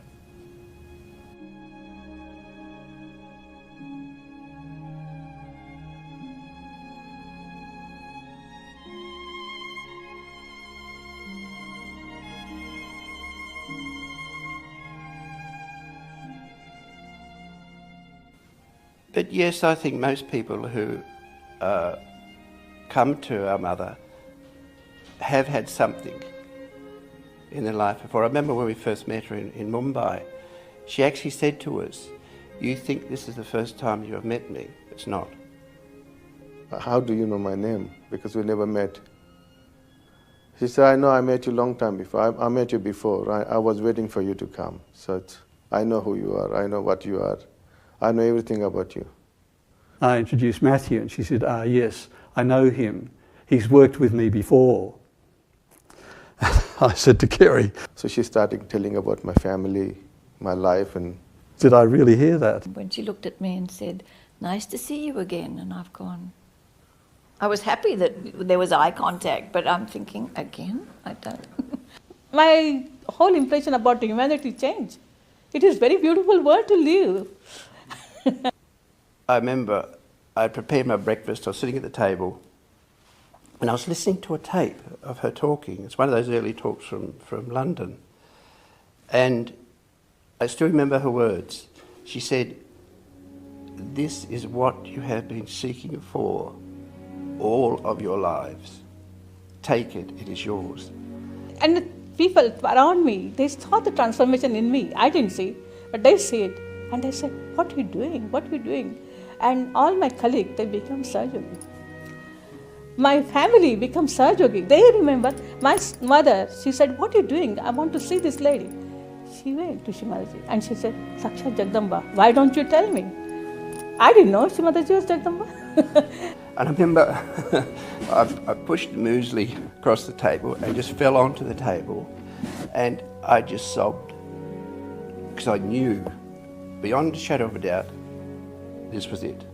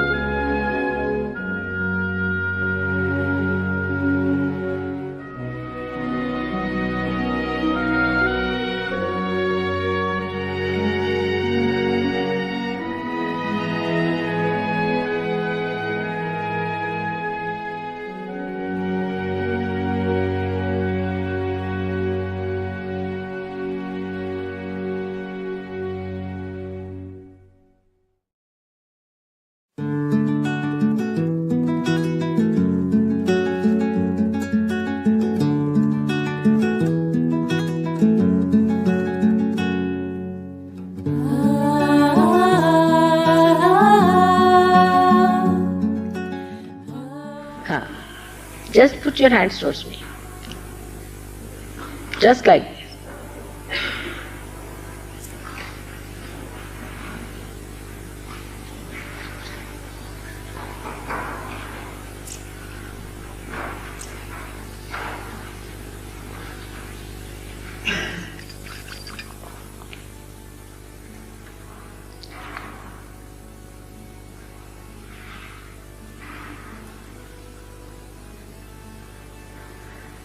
It's good.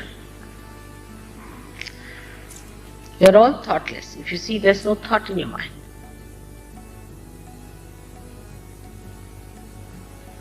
And complete silence. Enjoy this. This moment is going to transform your life. Take it from me. You may not realize today, but you'll realize it very soon.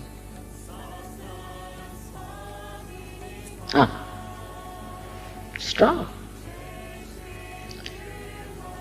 Have faith in yourself, that's the main thing.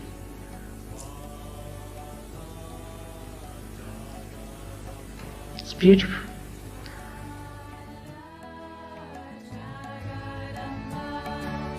Shri Nirmala Sahasrara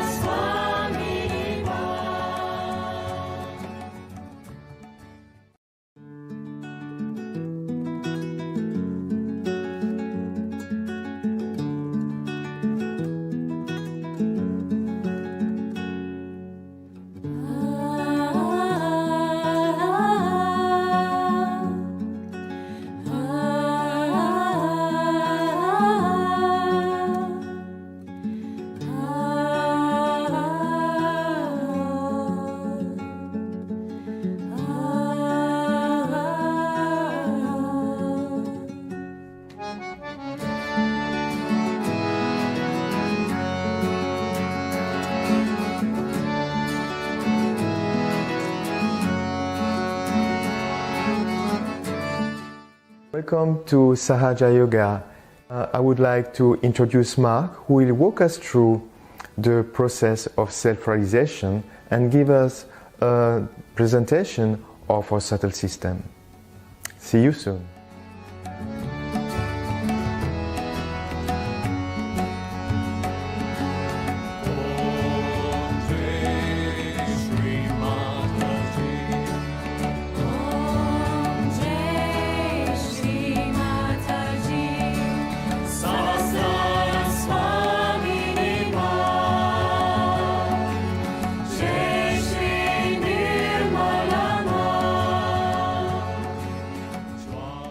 Hi, Mark is my name. Welcome to Sahaja Yoga. Today you're going to get your self-realization. And self-realization is an actual spiritual event that's going to take place now with an exercise that we're about to do. Okay, so what's going to happen is that you have an energy in the base of your spine here, in the triangular bone, called the Kundalini. This energy is known as Kundalini in Sanskrit, but if you're from a Christian background, you could say it's the Holy Spirit. If you're from an Islamic background, it's the Ruh, the breath of God. If you're Jewish, it's the Ruah. If you're Aboriginal, it's called the rainbow serpent. All the different cultures have understood that there is an activation that has to happen, a second birth, your enlightenment, and so on. And this is what's about to take place for you right now. So this energy is going to rise up your spine, and you're going to feel a cool breeze coming out of the top of your head. And that cool breeze is the proof that something's actually happened. Now, when you look at the old spiritual paintings, for example, you can see the halos around the saints, in the old Christian paintings. That's a depiction of this awakening. If you're a Buddhist, you have a lotus flower on Lord Buddha's head. It's the same thing. If you're from a Hinduism background, it's the waterfall from Lord Shiva's head. If you're from Islamic background, it's the fire coming out of the Prophet's head, for example. There's a lot of old paintings that depict this. So all of these great religions understood that there's a spiritual event that has to happen, okay? And that's what's going to happen today. Now, what happens is that within you, as you can see from this diagram, this is a depiction of your central nervous system. And what happens is that within your central nervous system, you can see we have these, what we call subtle centers. And these subtle centers are along the various nerve plexuses along your spine. There are 6 of them, and the 7th one is the limbic area of the brain, where there's the 1,000 nerves, right?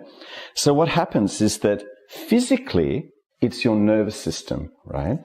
But according to the Sahaja Yoga subtle system, it's not just physical. This system controls your mental, emotional, spiritual, and physical life. Okay?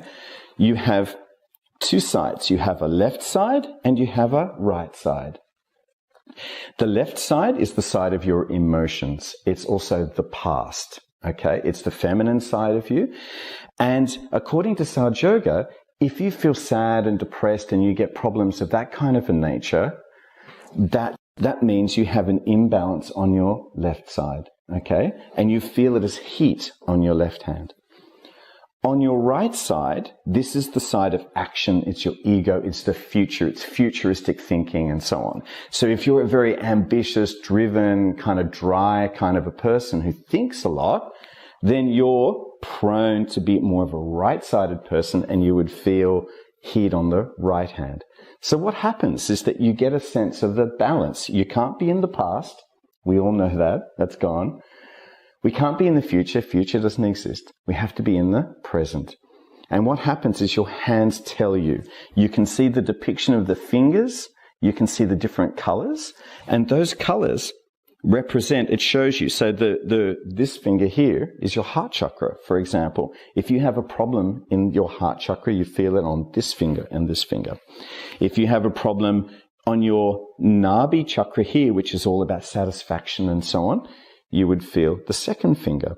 So what happens is that these chakras represent the different qualities or aspects of your character. So as we said, physical, mental, emotional, spiritual. It's holistic, okay? And you feel it on your fingertips. So any imbalance you have, you feel. So in the old books, they would say, know thyself. This is how you know yourself. You get to understand yourself at a vibrational level, what we call vibrational level. And then it's like a mirror. You can see yourself, you can cure your own imbalances, because some of these problems will be health related, for example. So if you're diabetic, it's this center here, the second chakra here, this Nabi chakra here, third chakra. If you have high blood pressure, it's this one, for example. And it's all on the right side. It means you're overactive, you're too futuristic. So you can actually alleviate a lot of those problems using Sahaja Yoga. And Sahaja Yoga, there's many, many health benefits with that. So, for instance, we've already done studies on asthma, for example, which is a problem on this center here.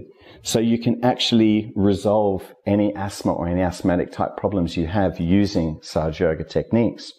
And that's something for another program. But understand that at the root level, this system here reflects you holistically, okay?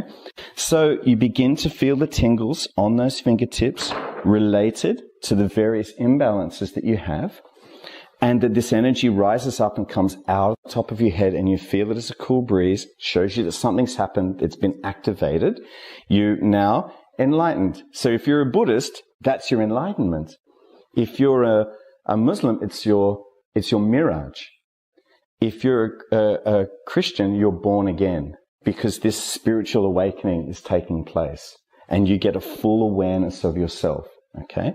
So that's the miracle of Sahaja Yoga, but it's very, very simple to do.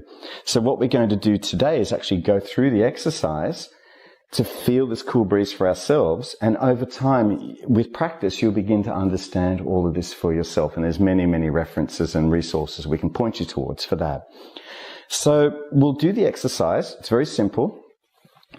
Now what you've got to do is you just sit, shoes off, feet on the floor. Okay. Now you've got to put your left hand out towards us, no problem. And we're going to use our right hand to activate the energy. And this right hand we're going to use on the left side of the body. And we're actually going to be placing it just on the positions of the various centers. Okay, we're going to start now. I'll walk you through it so that you understand, you can see, because we're going to close our eyes, right? So start on the heart, put your right hand on your heart. Then we're going to bring it under the rib cage on the left side. So it's all on the left side with the right hand, okay? Then we're going to bring it into the belly button area. So you can just press in with the heel of your palm into the sort of belly button. Then we're going to bring it back up under the ribs. Then we're going to be on the heart again. Okay. Then, next one, we're going to put it on the corner of the neck on the left side and turn our head to the right. Like this. Okay, we hold it nice and firmly in there. Across the forehead, right, with our chin down. And then across the back part of the head with our chin up. Okay. And then finally, we're going to take the center of our palm and we're going to put it on the fontanelle bone area, which is actually slightly forward of the crown. And we press in, fingers back, press in nice and firmly, and we're going to rotate our scalp 7 times clockwise. And along the way, we're going to say affirmations. Okay, so that's the physical side of the exercise. I'll guide you through it so you can close your eyes now and we can go ahead. Okay, so close your eyes, hands out, put your right hand on your heart. And here in your own mind, you don't have to say it out loud, in your own mind, we're addressing this Kundalini energy as our mother. Okay, she is a mothering energy. So here we can say 3 times inside our own thoughts, Mother, am I the Spirit? Just 3 times. Mother, am I the Spirit?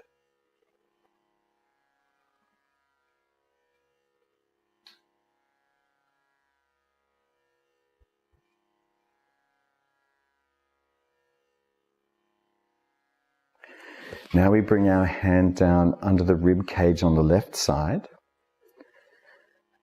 And here we can say, again 3 times, Mother, am I my own teacher? Mother, am I my own teacher?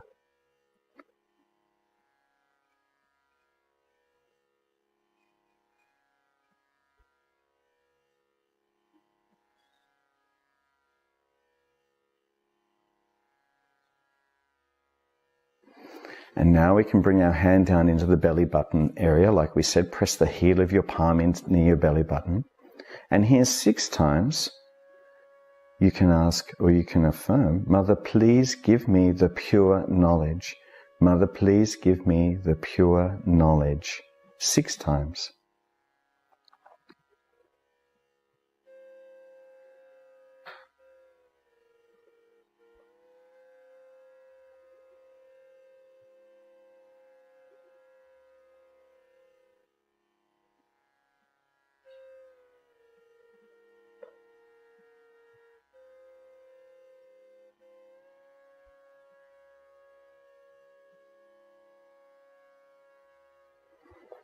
Now you can bring your hand back up under your rib cage, and here 10 times you can say, Mother, I am my own teacher. Mother, I am my own teacher. 10 times.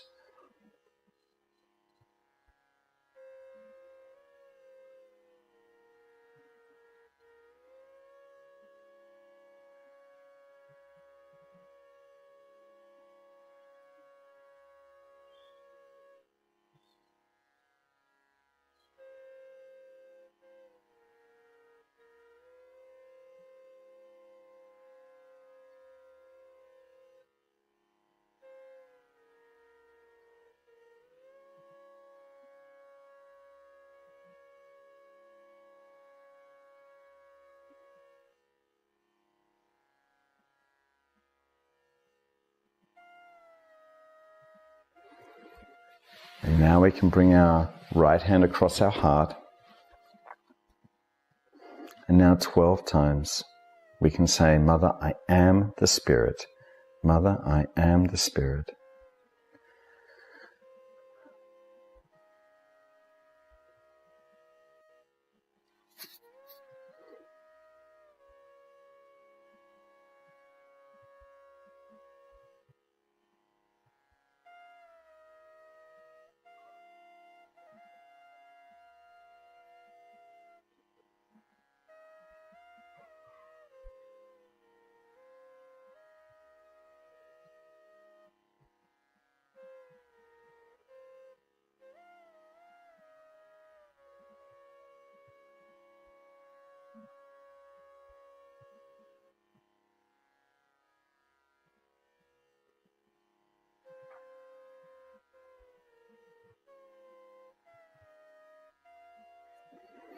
And now we can put our hand on the corner of our neck on the left side, turn our head to the right. And here we can say 16 times, Mother, I'm not guilty. Mother, I'm not guilty.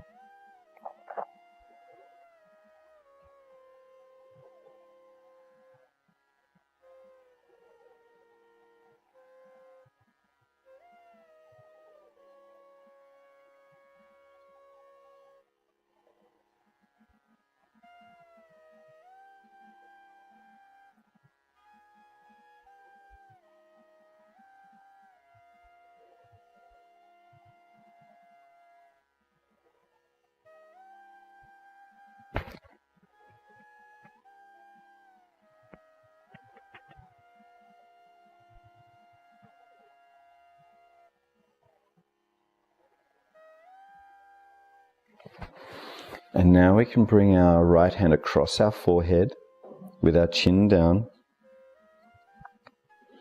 And here we just say once, but from the heart, Mother, I forgive everyone. Mother, I forgive everyone. You gotta let it go. Otherwise, this area won't release. You have to forgive everyone.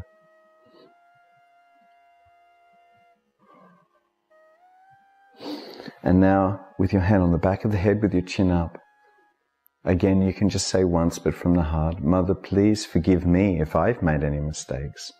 Mother, please forgive me if I've made any mistakes.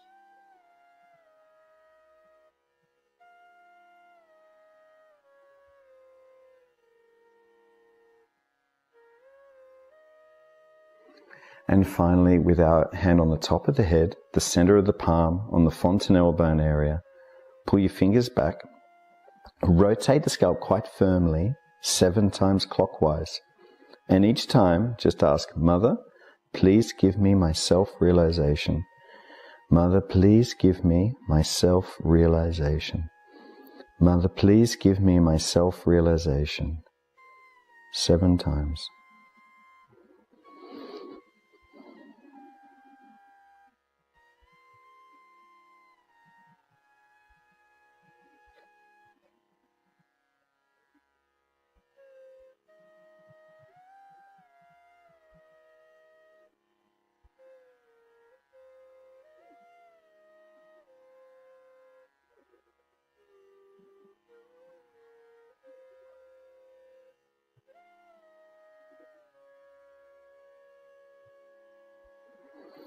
Now when you're done, slowly lift your hand above your head about 6 or 7 inches and just see if you can feel a cool breeze coming.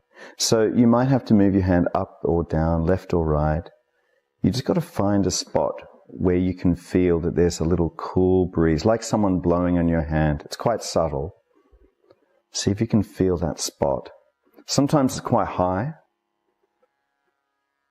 and it could be forward or back. So try and find that spot where you can feel the cool breeze.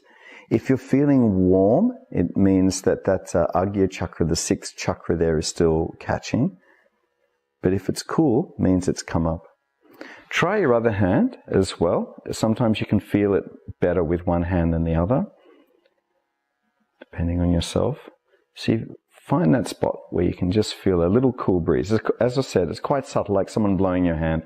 You might think it's a breeze in the room or your air conditioning or something, but actually, when you move it around, it's just on one spot, so you know it's the Kundalini.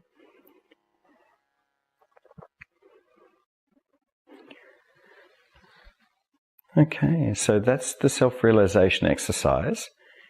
If you haven't felt that cool breeze, you can repeat the exercise if you like. The other thing is that you can just put your hand across your forehead and just say, I forgive a few times, and just sort of repeat it until you can feel it coming up.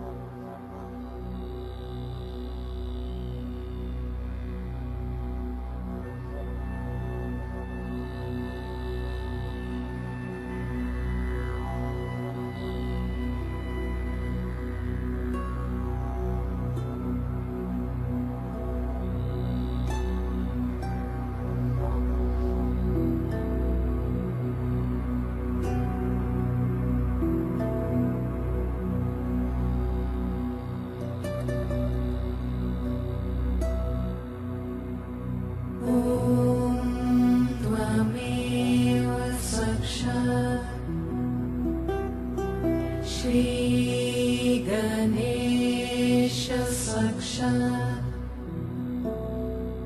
Shri Adi Shakti Mataji